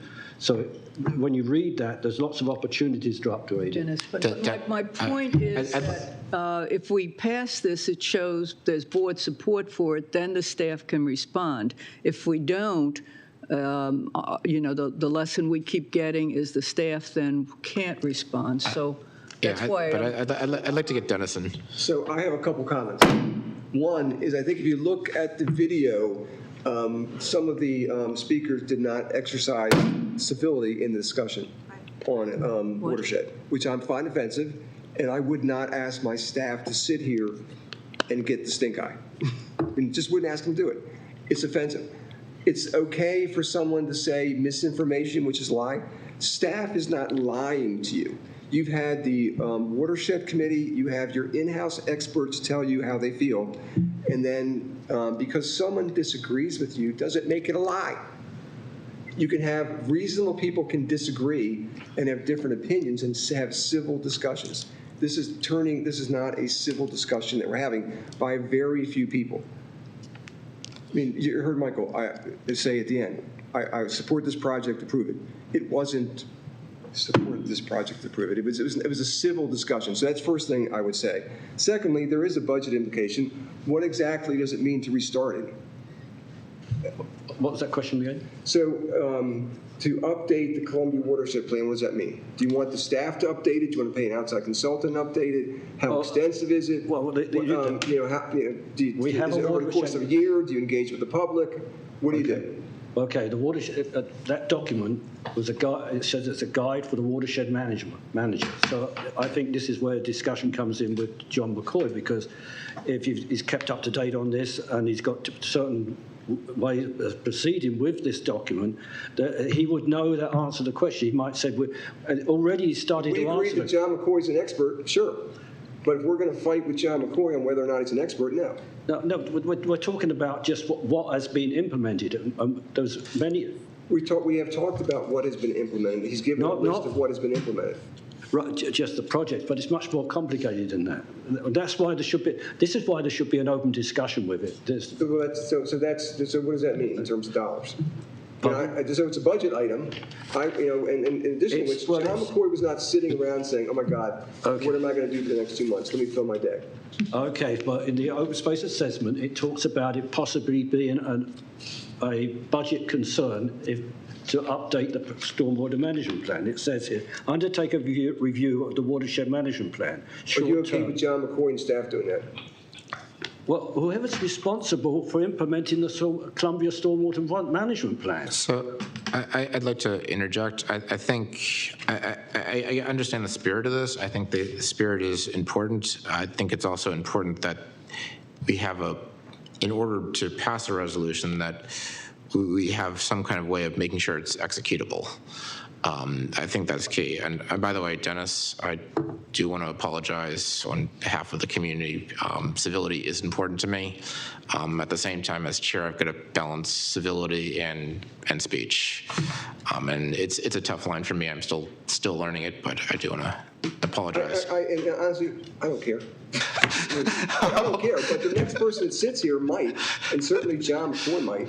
I mean, I have a tough skin after all the years I've done it, and I know that, there's a great Jim Rouse quote that says something like, if you go out and people don't agree with what you say, they're misinformed. Keep talking to them. That's how I look at it. Well, I think the solution is keep talking. Yeah, clearly. Mr. Chairman? I would like to call the motion. I think Bill? I'd like to make a recommendation, and maybe we take the question of the open space plan and refer it to the watershed committee for them to make recommendations on what needed to be updated. Would you concur with that? It's already got a recommendation. No, has this gone to the watershed committee? What part? The resolution? Has the watershed committee had input on this? Are you saying that the resolution should go to the Watershed Advisory Committee? The resolution that has to do with the plan. Yes. I think that the plan should go to the watershed committee. That seems a reasonable enough. For review and recommendations, and they can bring those recommendations back to the board. They can engage the public. Right. Okay. Right, and that's really what it says, because resolution resolved the CA start the process of updating the plan. That's starting the process. It's start to talk about it, just because that's, if you read the plan, it's supposed to be an ongoing updated document. And there's many things, and so that's why the open space assessment recommends that get done. So that is a conversation for the staff, the WAC committee, the community, everybody. So, Can I make that a formal motion? You can make that a formal motion. So we've got a motion, Bill. Well, Brian. Isn't it the same as it says it resolved the CA start the process of updating the stormwater management plan. That is starting the process. So if you say yes to this particular resolution, you're given the permission to this. I get what you're saying, but I think We have a motion to table on the. Here's what I suggest. What I suggest, Brian, if you withdraw your motion, we put Bill's motion on the floor and refer this to the watershed committee. That way this can get vetted through that, and then we can get have the watershed committee work with staff to basically work through this resolution. Okay. Can you say it again? Does that make? I'll try and state the motion. Well, yeah, I'll state the motion, and then I'll withdraw mine. Okay. Let me hear your motion. I would like to make a motion that the Watershed Advisory Committee take the open space assessment, review it, and make recommendations. But no, the open space assessment implementation matrix, item 7. Yeah. Okay. Implementation matrix, item 7. Did I get that right? Yes. And provide recommendations by the end of March. Would that be fair? That would be good, yeah. No? There's no way. But you're talking March of 2023? Yes. It's only starting the conversation. What would be could we put a date on it? I'd say sometime end of summer. You got to let them meet a couple times. Okay. Okay. Well, they report every year. Yeah, well then have the watershed committee. Right. We're only talking about a review of it, starting the process, right? Have the watershed committee review the open space assessment matrix, item 7. Right. You got that, Dennis? All right, I'll second it. Okay, so Bill makes the motion to, I'll let Dennis figure it out. Seconded by Andy to have what? Yeah, all right. Yeah, okay. To have the watershed committee review this on. Advisory committee. Watershed Advisory Committee review this for, I'm going to get this wrong. Can I propose, so would it be appropriate to say have the Watershed Advisory Committee review the 2017 CA Open Space Assessment Implementation Matrix Item 7 to evaluate the need to update the Columbia Watershed Plan? Thank you. Thank you. Thank you. Thank you. Thank you. I call the question. I will call the question, Dick. I'll call the question, Dick. I think Dennis says his. No. Dick, how are you voting? We're voting. How are you voting on the? I thought this was going to go on. Yeah. Lynn? Yes. Brian? Yes. Alan? Yes. Bill? Yes. Andy? Yes. Ginny? Yes. I vote yes. The motion passes 8-0. And just a final comment with some help from a fellow board member. The original 5 are in the work session from the last time. Okay. Thanks. Thank That was you. a question out there. Thank you for your. Okay. Still leaves us with 1 and 3. Well, we're now on. No, it's already been referred to the watershed committee. 2 was referred to the No, watershed wait a minute, Mr. Chair. What about 1 and 3? I thought those got referred to the watershed We only committee did also. 2. Two was the one we just dealt with. Watershed, the open space assessment implementation. Okay. That was just, we only dealt with number 2. Okay. Right. Okay. Still have Okay. 1 and So 3. number 2 got issued. Number 2. Okay. 2's done. 2 is done. Are there any issues with resolutions 1 and 3? Andy. Yeah. The wording on 1 bothers me a little bit because when you can read it to say that it was staff's problem that communication stopped. And I don't think that's fair. That wasn't the intention. I know, it wasn't the intention, but that's kind of how it reads. And the other thing too. You have a is- recommendation? Could you provide a recommendation, please? What I'm thinking is the board needs to start the process by inviting the county to come talk to us and get the county's buy-in to work with our staff. So What I don't want to do is I don't want to say staff go out and talk to the county and then the county ignores us or doesn't. Well, I just... So the resolution says the Columbia Association, and that could be the board, that could be it's the whole association, the whole organization. We could I would really insert like the word board if to get us on the record that we want to invite the county to come talk to us about watershed management. So we can get them here in the room and we can ask questions. Yeah, I think that's a good idea. Independently, I've tried to get that started, and I've already got that started, that conversation, and I think Dennis has, John McCoy has commented on it. The county have been extremely helpful in trying to estimate, to look at all the best management practices in Columbia, especially in the watershed. They have really worked well with Richard Klein. And Richard Klein is going to hopefully will come back in and give us a presentation to show just the way to connect with the county. And so, but I would really like, we have had so many people come and talk to us. Dick? I'd like the county to come. Yeah, well, I think we agreed to that. Yeah. The county would come to us. Just a little typo here, I think you misplaced that parentheses. Where? In resolution, first line, it says restart, parentheses, the second one should be after the E. No, that's to replace a capital It's a R. capital replacement with a small In replacement. the original thing that he's quoting, it was capitalized. Yeah. Was it? Oh, Yeah. okay, I see what you're saying. Alan? Yeah, so I move to amend the resolution to add at the end, before the C whatever,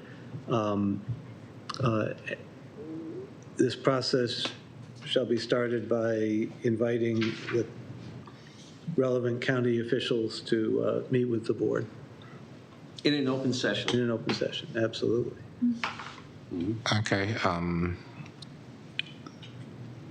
Dennis? On number 3, so a couple things. One is we're only... Dennis, could we do 1 first? I just want, sorry. Are you happy with 1? I want to get through this just as fast as you do. I'm in favor of 1. Okay. I was going to say that. Okay. Half a vote you get. So we're going Get 3 votes.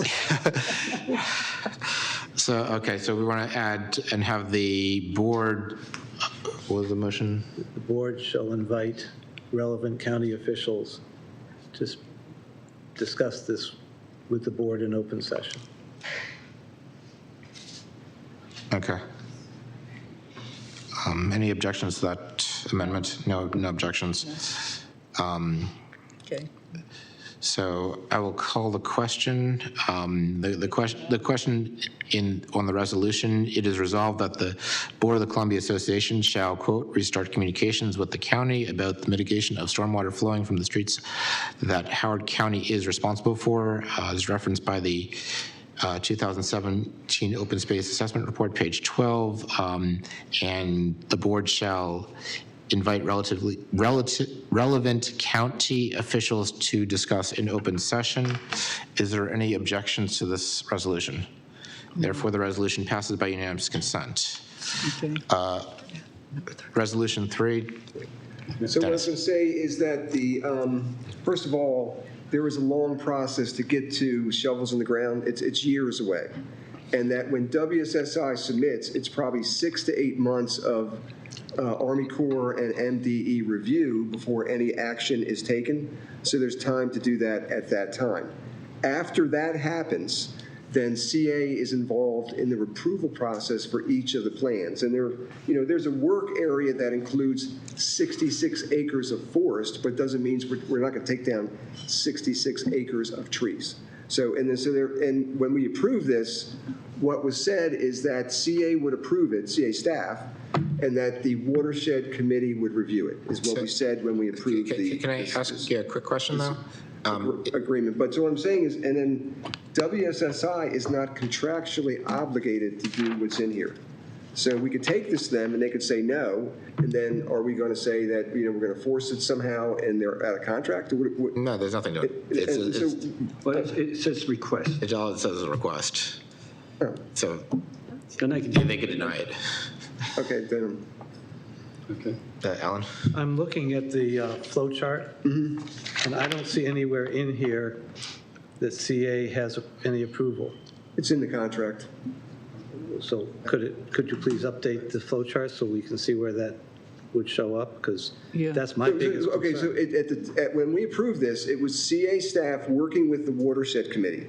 So when you say we, you mean this we. You don't mean this we. Right? I need to know which we's are currently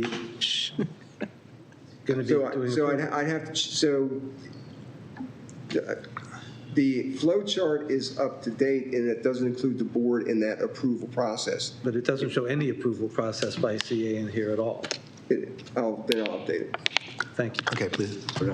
Thanks. Thank you, Dennis. So I guess my quick question to you, Dennis, is this resolution sort of moot in that it doesn't do anything? I would not want it to pass. Well, I was wondering, I guess my question is, does this resolution have any effect? No. What's the downside of passing? I guess why get in the middle of the contract? So, you're going to get a copy of this when it goes in anyway. Is the purpose of this so that in advance of this going in, there can be additional community discussion? Is that the purpose of this? That's exactly it, yes. Then then I don't think you need to do it. Okay. Andy? Yeah, I mean, I don't really see a purpose in a sense. And, we're going to get the copy.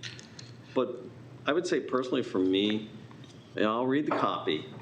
But what I really want is an analysis of their response versus the questions that we've raised. To me, that would be a whole lot more helpful to me in making a decision. I mean, if I've got to sit there, I mean, I can read, I'll read their response, but I'm not sure I'm going to be able to fully, comprehend it. And what I'd rather have staff spend time on is when they do get the response, to kind of make it understandable for us. Which response are you referring to? The WSSI response. It's WSSI who has to respond. I mean, they're on the hook. So there's two different responses. So you're referring to a different response from what's in the resolution? No, it's the WSSI response. Yeah. MDE and the Army Corps of Engineers gave them comments. WSSI has to respond to those comments. That's what this is talking about. Yeah, can I just ask Dennis a question? So the response comes out from to Army Corps of Engineers. Does it come to you first, so you get to look at it before they actually submit it? They're going to submit it straight to them. Yes. And I think and so when you've heard various testimony coming out this evening, one of the biggest concerns is once that happens, that is it. There's no going back. There's no input. And the process is going to go to its completion. It's for the funding source only, and it doesn't. There is a process in there for CA to review and approve. Okay. So again, there's this inflammatory language about 66 acres of trees, and they're going to be trucked out, and someone's going to be selling CA trees, and it's going to destroy the environment. Well, that could not be further from the truth. John McCoy has worked diligently for years to improve the watershed. And so, but understand that, what is it, test and verify or something? Trust and verify. Yeah, trust and verify. Understand there's that in the background. But the fact is you have John McCoy, who is an expert in this field. You have your watershed committee, who you guys appoint, I think. and some of them are experts as well. They all support this project. There are some critics of this project, certainly, but I believe that by far the majority of people support it, and it is best. And it'd certainly be easy for us, for staff, to say, let's walk away from it, right? The 3 people that come out or 4 people that come out, they go away. But that's not the right thing to do. What I tell my team is, let's start with what is right and give you the information that we think is the best information for Columbia, and then ultimately it's your decision. I don't want to get into a conversation, but I'd love to get in a conversation with you at some point. I know that's not been possible in the past, but at some point I'd love to do that, because I think that I could then relate the fears of the community. I think that would be really useful. So, and certainly if you heard 66 acres of trees are coming down, you'd be afraid. Yeah. Right? But that's not going to happen. And I think having those reassurances is important. And thank you for that. Alan? Yeah, I think that's the crux for me. I mean, I hear you say it's not going to happen, and yet I don't see anything in here that gives CA the teeth to make it not happen. That's my biggest concern. So I don't have any doubt about your desire for it not to happen. I don't trust WSSI. I don't have any reason to. I mean, other than I trust that they want to make money, and that's what they should do as a corporation. But I don't trust that they have our best interests in mind. They have their own best interests in mind. That's their job. But if they have power and we don't, that's a problem for me, because then all our best wishes don't get fulfilled. So that's the biggest issue for me on this. So I think there's a huge communications gap, and I think what I would like your help on, Dennis, is to help us close that communications gap by basically maybe just a couple bullet points or something that basically shows the board how CA's role in it and how CA, the process that CA is going to take to understand not to review the proposals, review the comments coming back from WSSI, and also the procedures that CA is going to take to make sure that, if we're not cutting down 66 acres of trees like people are worried about. So would that be something that you could? Summary? Yeah, like an executive summary. I don't want 50,000 pages. I can't handle that right now, or any day. But like an executive summary that makes it pretty streamlined and pretty clear to a board member. That's what's CA's role. What's CA's role and how CA is going to basically make sure that the open space is protected when this process is carried out by WSSI. This would be kind of talking points to the community. Yeah, and that helps us going back to our We've had that villages. in the past, but we have an 11-page thing, I think, that we sent out earlier that has all the points, but we'll compress that into something shorter. Yeah.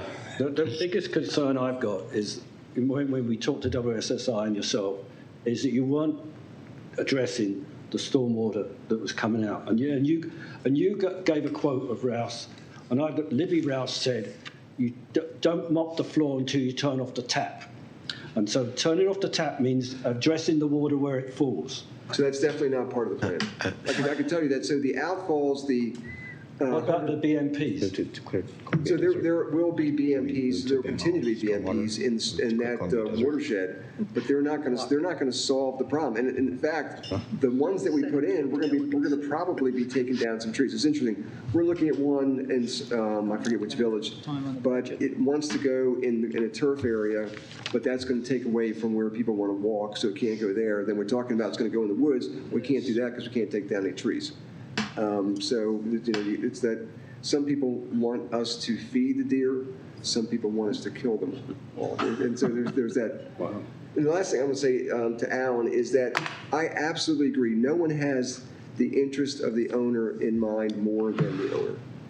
I mean, I absolutely feel that way. I talk to my team about that all the time, not just for this kind of job, but for any construction job. I don't, the contractors, I want someone to be on site watching. One last question, Dennis. It just occurred to me in some of the testimony tonight. To your knowledge, if you don't know, I'm fine saying I don't know, the way this mitigation credit thing works, is it one for one? In other words, if somebody buys, because WSSI has saved a mile of stream here, does somebody else get to destroy a mile of stream somewhere else? Or is it? So I know, the little bit I know is that they get different amounts of credit depending on how badly degraded that area of the stream is. So it's not that one-to-one. I don't think I think it's pretty That's complicated. like half the questions in that 11-page document. It's all about how many credits are you applying for, or whatever. All that. It's pretty complicated, and you'd have to be an expert in stream credits to. Well, and I guess for me, the reason why I asked the question is that is a bit of a concern to me, is are we simply enabling people somewhere else to destroy the environment because we... So if I can, that's one of the pieces. So it's much more beneficial to the environment to do a 2-mile long stretch than to do a little piece somewhere where you're doing some work. So the fact is that in some cases, they could probably do the work on that site, but it's more beneficial to the environment for one continuous 2-mile stretch. So there's that piece of it as well. Yeah, basically the way this works is, I'm probably getting this wrong if I use the analogy cap and trade, but basically developments generally have stream restoration, or not stream, environmental requirements, and what happens is if you get a lot of polka dot or developments all over the place, you're going to get a lot of environmental improvements all over the place, and they might not be connected. They might not have any, you don't have a system of ecological improvements. Whereas if you have this sort of cap and trade system, which I'll call for sake of argument, you can then focus on a key piece of the environment and really focus on the environment as a system instead of 10,000 different little bits here and there. And when you focus on, in engineering, when you focus on the entire system, you generally have better results than when you're looking at things piecemeal. Is that a fair statement? That's exactly right. So that's move on from resolution 3. So I guess regarding resolution 3, is everybody satisfied that it basically is a moot point, and that CA staff will provide us with an executive summary of how they're going to ensure that our open space is protected through this process? I would withdraw this one, but I'd like to also request that Richard Klein from SEDS comes and gives a presentation on the best management practices in this particular watershed. We've got to... That'd be something for the BOC to put on the agenda. Is he a county official? Which would be part of the independent contractor. Okay. I think, right? Yes. So, okay, given that, can we go on to 6E? Well, what have we resolved here? What? We voted for... No, the resolution 3 was withdrawn by the... That's right. Okay. But we've approved 1 and 2. 1 and 2 were approved with modifications. Okay. So that brings us to 6E, beginning the search process for a new CEO. Do we have a motion, Jenny? Yeah.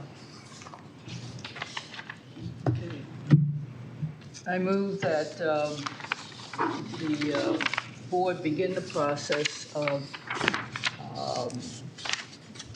interviewing potential companies that would assist us in a global search for the next president, CEO. And that would involve purchasing. That'd be put out in an RFP. An RFP would be involved.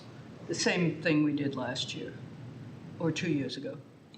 But that's not actually what you said. I mean, I think what you meant to say is, look, let's start the process with the RFP as we did in the previous time. Okay. But what you said is you want the board to immediately start interviewing. No. I'm sorry. Yeah. Basically, I think the motion is to put an RFP to select to start the selection process for a firm to conduct a global search. Right. A firm to conduct a global search for a new CEO. That's the motion. Do I have a second? Second. I got a motion by Ginny, a second by Alan. Is there any discussion on the motion? I'd bring up the same point as I've done previously, is that it's so close since we looked for another president. Why wouldn't we just look at the top number of those people to start with? Is that a good way to start? Because and someone said, well, they might all have different jobs and things now, but it seems that those people are there. So a firm could do that, but it's important. If you're going to comment in the audience, please leave. So the issue here is that a global search firm performs a lot more than just finding resumes. They basically help with the entire process, which is important. So having a search firm on board provides a lot of important key functions, and having that also ensures that we're following our processes and procedures. So I think it's important that we get a firm on board, and the RFP is the first step. Alan. And the data you talk about is certainly relevant data, and any competent search firm that I'd want to vote for would say, hey, yeah, well, good, thank you. You're going to give us a head start that there's already some data we can look at. Yeah, I just wanted to make it on the record. Andy? Yeah, I mean, I understand where Brian's coming from that, but my concern is one of the big things that is going to be facing this board or the next board, whatever, is you've got to set the criteria for who you're looking for. And it may be that the candidates who made the top list last time do not necessarily have the particular qualifications that a board might. Wouldn't the company help us with that? I mean, isn't that one of the reasons why we hire a company is to go through that process? Right. Isn't that the reason why we would hire a company, is to help us go through that process? That's a part of what the search firm helps you. Yeah, But that's why I'm just saying, Brian. I mean, He already just take said the old candidate. Yeah, I think we've agreed on that. Yeah, I think it's. The search firm did help us, as you know, Andy, with all that. So we just got to get to the point where we advertise for a firm and select one, and then the search firm will help us with all that, including writing a contract, which you were involved in, Andy. But I think Brian has a good point. It's that you would expect that the firm that's selected would look at some of the candidates and see if they're interested again. I actually think that's how Milton got, at least he told us, got hired, is they went after him and said, don't you want to apply this time? Because he had applied before. But I think we're also getting ahead of ourselves. Yeah. So let's focus on the. Taken care of, but I understand what you're saying. Yeah. You could short circuit it Bill. and do something right away. Just stated another way, search firms do searching. Let's let the experts do what they do and make sure we get a good result from it. Right. I don't think we need to color this with, well, we've got, do your search, but I have a private list that I'd like you to look at too, just because that would make it faster. We need to stress transparency and trust for the community. Please, Gotta leave. silence in the audience. It's been a problem all evening. Could you please leave? Eric was the problem, the whole redistricting. Please leave. Don't make it a. That's my comment. Yeah. Yeah. Okay, so can we vote on it? Just, will you be providing some guidance as to whether the whole board will be involved in choosing that firm, or how that will work and things like that? Good question. Want to get volunteers for this? We had a committee. We could request volunteers. Yeah, for committee. Would that work better for you, or? Yeah.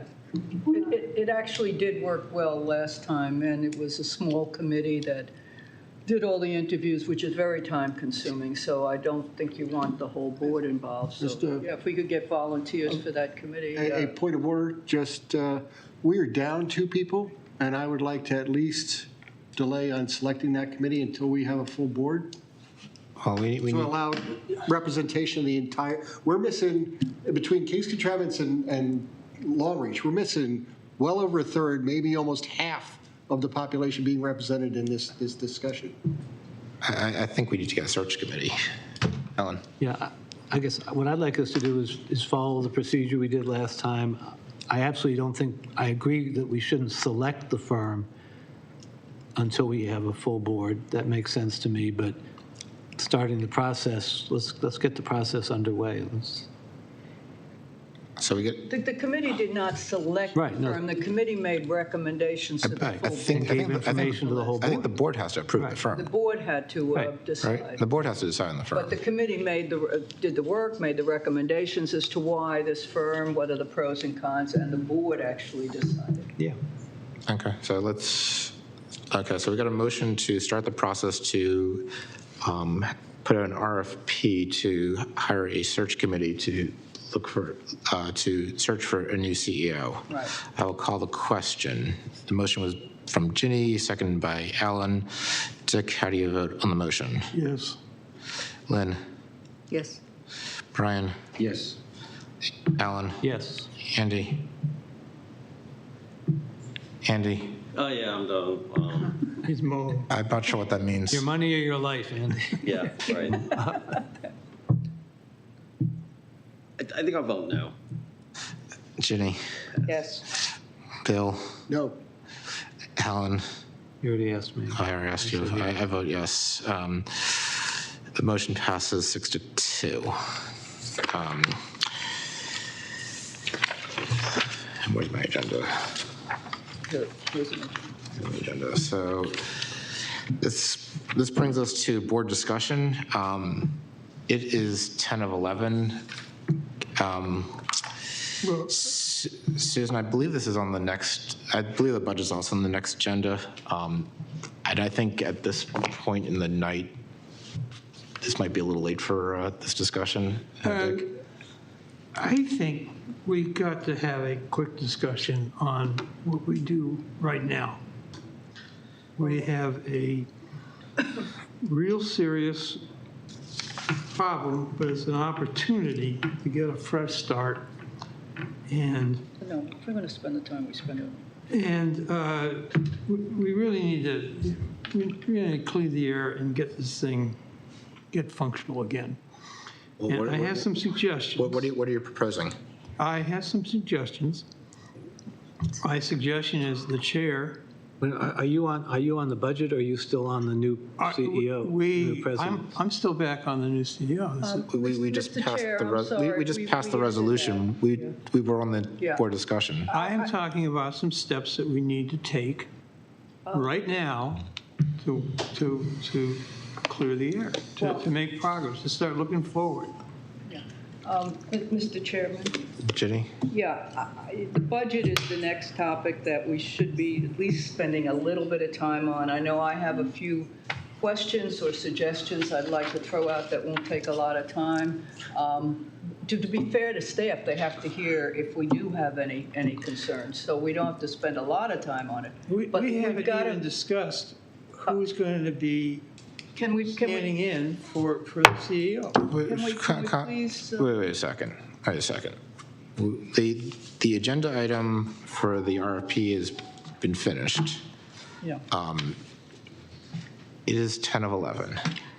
I don't, and my observation is things break down sometime around 11 when the alarms go off. So I think in the interest of focus, we need to get through the rest of this agenda. There's no way we can spend an hour on the budget. I guess 3 minutes. So I'm going to ask Susan, are there any particular points in the budget that we need to address? So I had a presentation prepared to walk through this, right? Because this is a really important matter. I know this is important. It's also 11 o'clock at night. I'm sorry. So I guess the question is, given the time, how should we best proceed? How much time, Susan, do you think? Because my thought was to hear from you. Yeah. So I'd love to hear what. I'll rip through it as quickly as possible. I would say 15, 20 minutes to just present, Yeah, I mean, some people haven't even picked up the books till tonight, so I would imagine you're not all as Right. Yeah. equally well prepared, I'll We say. did have the download, that was very helpful. Right. So, Susan, Yeah, I mean, I think it's important that. yeah, I think it's important. The overview, give us the I think it's important just when you present, just keep in mind that it's 11 o'clock at night and people's minds might be a little. I think we need to have another meeting soon. We keep, this is not the time to be talking, it's 11 o'clock at night. I realize that. I would say let's schedule another open meeting for sometime next week, where we can spend the time to do this right. What, for the budget or with the previous subject? We could, we could, if you wanted to, we could recess this meeting for a week and come back next Thursday to go through the rest of the meeting. I'd like to honor Susan's time and hear this, and then if we decide we want a meeting, we can add a meeting. But I'm just calling that as a possibility, but I would prefer that if Susan can present this in a way that'll make sense to people at 11 o'clock at night. I would love to hear And my suggestion is that the rest of us take good notes of our questions. Yes. Rather than ask them, and I'm saying this as much to me, twice as much to me as anybody else, and ask them at the next time, not have a lot of 11 o'clock at night discussion, but take in the information Susan has to offer. Yeah, let's make this sort of purely informational. Susan, thank you. Okay, so I will move quickly through this. So you all know that the budget demonstrates what your values are.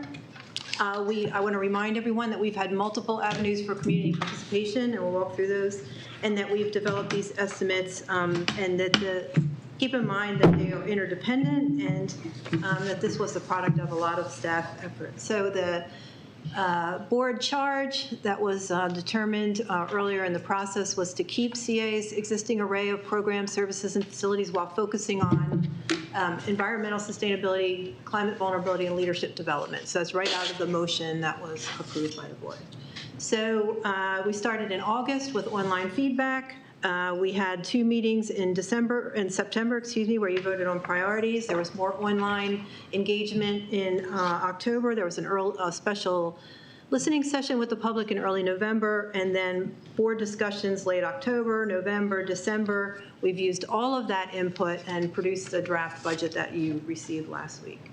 So just to point out to the community and to anyone who watches this later, that this is where we are. We're January 26th. The orange circles indicate when there's been or will be online feedback. The survey opened on Monday. It's open till tomorrow. We'll gauge the engagement in that and perhaps keep it open over the weekend. We'll see. So key impacts, ongoing COVID pandemic. So we are having a little outbreak here at CA as we speak, and that's just continuing to impact everyone. This budget does not include any long-term debt issuances.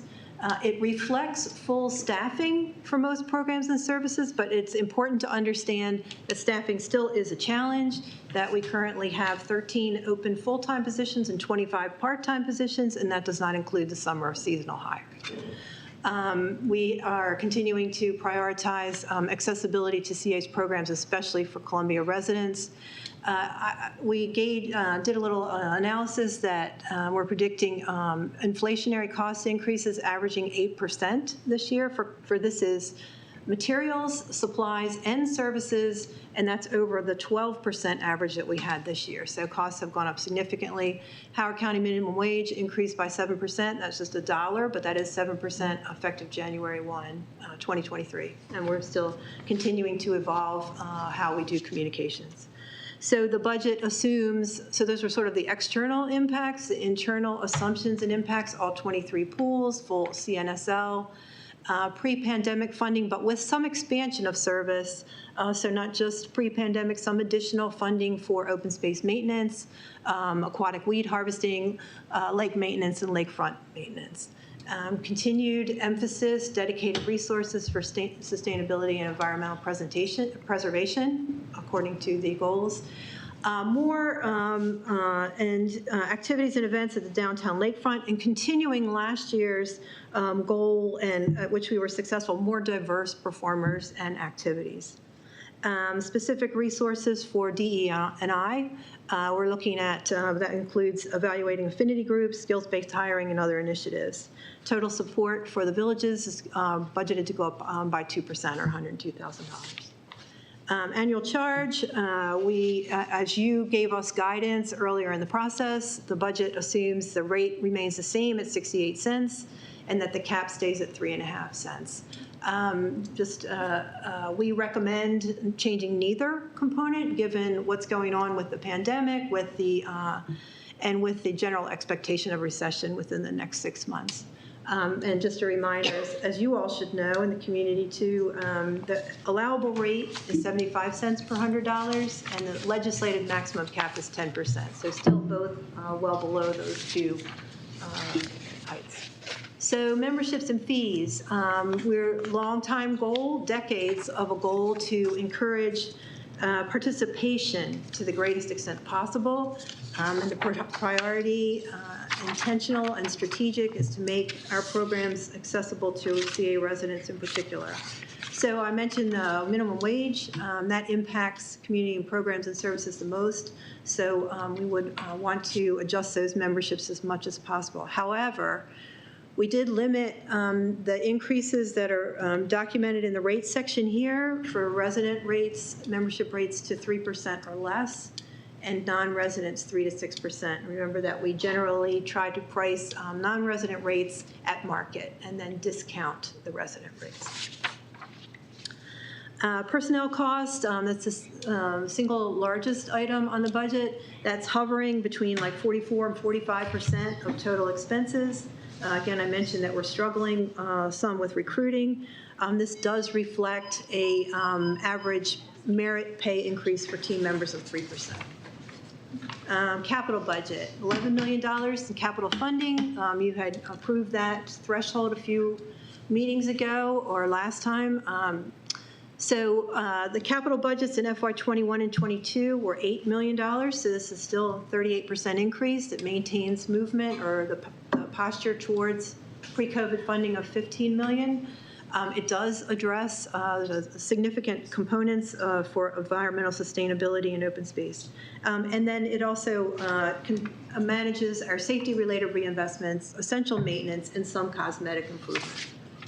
So this is just highlights of some of the buckets of key in capital investment. So I won't run through those, but you'll see as you read them, that there are significant commitments to the environment, sustainability, open space, and Village Community Association projects.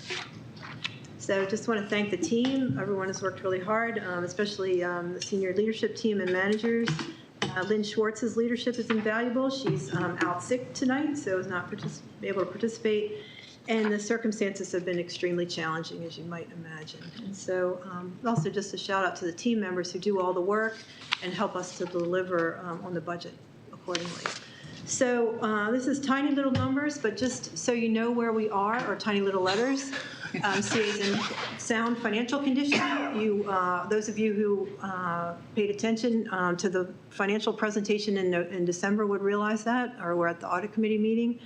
I'm so proud that we continue to show that we can produce a budget and we can successfully execute it against it in even extremely uncertain times. Cash position is strong. We did include in this, in the 24 budget, the proposed addition of $3 million to the emergency cash reserves to get us closer to the target of $17 million, which is for 2028. So right now we're at $5,133,000, which is an even 1 month's operating expenses, but this $3 million would move us closer to that target. Things that I haven't said yet is that, as most of you know, inflation's at 40-year highs, as demonstrated by our cost increases. Interest rates are at levels that haven't been seen for a long time. We still have very unpredictable and just what feels like completely random supply chain disruptions. And it's very, very difficult to predict what those are going to be and what their impact will be on either projects or operations.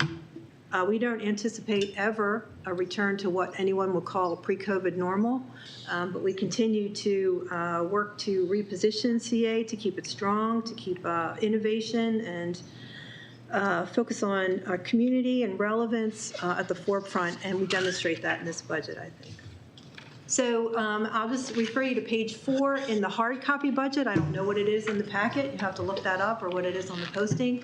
But for those of you who are interested, this chart shows how the annual charge is used to support the various programs and services. This is not a GAAP presentation. This is sort of a cash basis, modified cash. It's most like your own personal budget. Shows cash in and cash out. What I think is really interesting is you can see that at the bottom, we basically show what we would say was a deficit.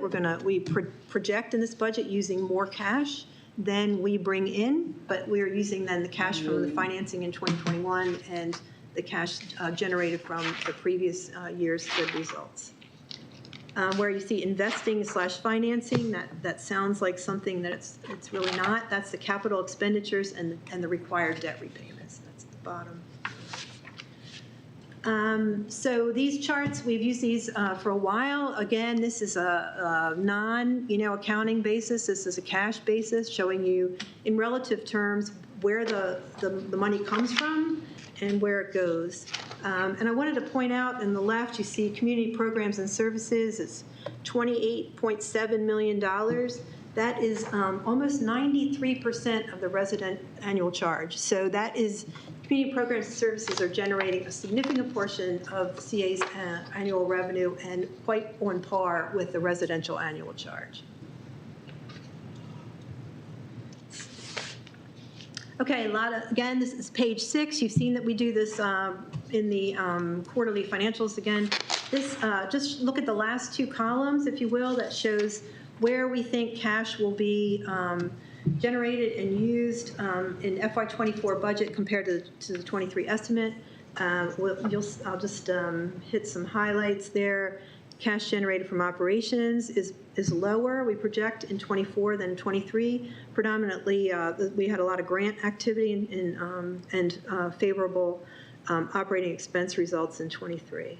We show in 23, this current year, we expect to spend a little bit faster on the capital projects than we had originally budgeted. And that's not spending money that was not budgeted, that's just catching up on some previously budgeted funds that haven't been spent, projects that haven't been. So I'm not going to really get into this detail too much, but just to point out that this is now a GAAP or accrual basis of accounting. You see depreciation on here. You see that the income is the same. I would focus, when you dig into the budget, on the middle set of columns. It's comparing the FY24 budget with the 23 estimate, which is more current, more accurate than the 23 budget. And you'll see that overall total income is not moving much, in large part because we're not projecting to get as much grant income as in the prior year, and the other items are growing at a slower pace. And really, overall expenses are not increasing significantly either. I'm pretty proud of that, given all of the pressure on things like insurance, on legal fees, and some IT needs. So just we talked a little bit about the capital. It is adequate for normal maintenance. It does not enable any new capital amenities, but that aligns with the community input that was consistent throughout these online surveys that prioritizes maintaining existing assets versus adding new ones. It reflects our concerns regarding rising interest rates too, and just economic uncertainties. So this summary was included in the previous materials. It's on page 125 in the book, and it describes in summary terms what the projects are that we've proposed. We did not change any of this from the materials you've seen previously, so none of that has changed. It's exactly the same. So here's your discussion. I just would want to point out to everyone that the next conversation, as you noted, was February 9. Please take the online survey. It's on the website in the financial reports section and also been pushed out through social media. So there you have it. And thank you for your work on this. In the interest of, and I realize it's getting late, so in the interest of time, I'd request the board members to compile their questions and bring them to the next work session. But yeah, thank you, and thank you to all your staff for preparing this. The next item on the agenda is the revised ethics code. Is it okay if we just table this? The piece that was distributed in the packet was dated. So it's Andy and I have since completed, I think, a final version for your consideration. And I will send that to everybody tonight. Okay, thank you. And we can talk about it once you see the actual. Thank you. But I'm going to say I want to thank Dick for the work he's done. And I think it's a good product. We've had a lot of discussion, a lot of stuff, and I would ask that everybody read it, and if you have any questions, please send them to Dick and me. And Andy kept me honest, and we did run this by Wes, and he... So just to clarify, Wes made it clear he did not review this final version, right? Yeah.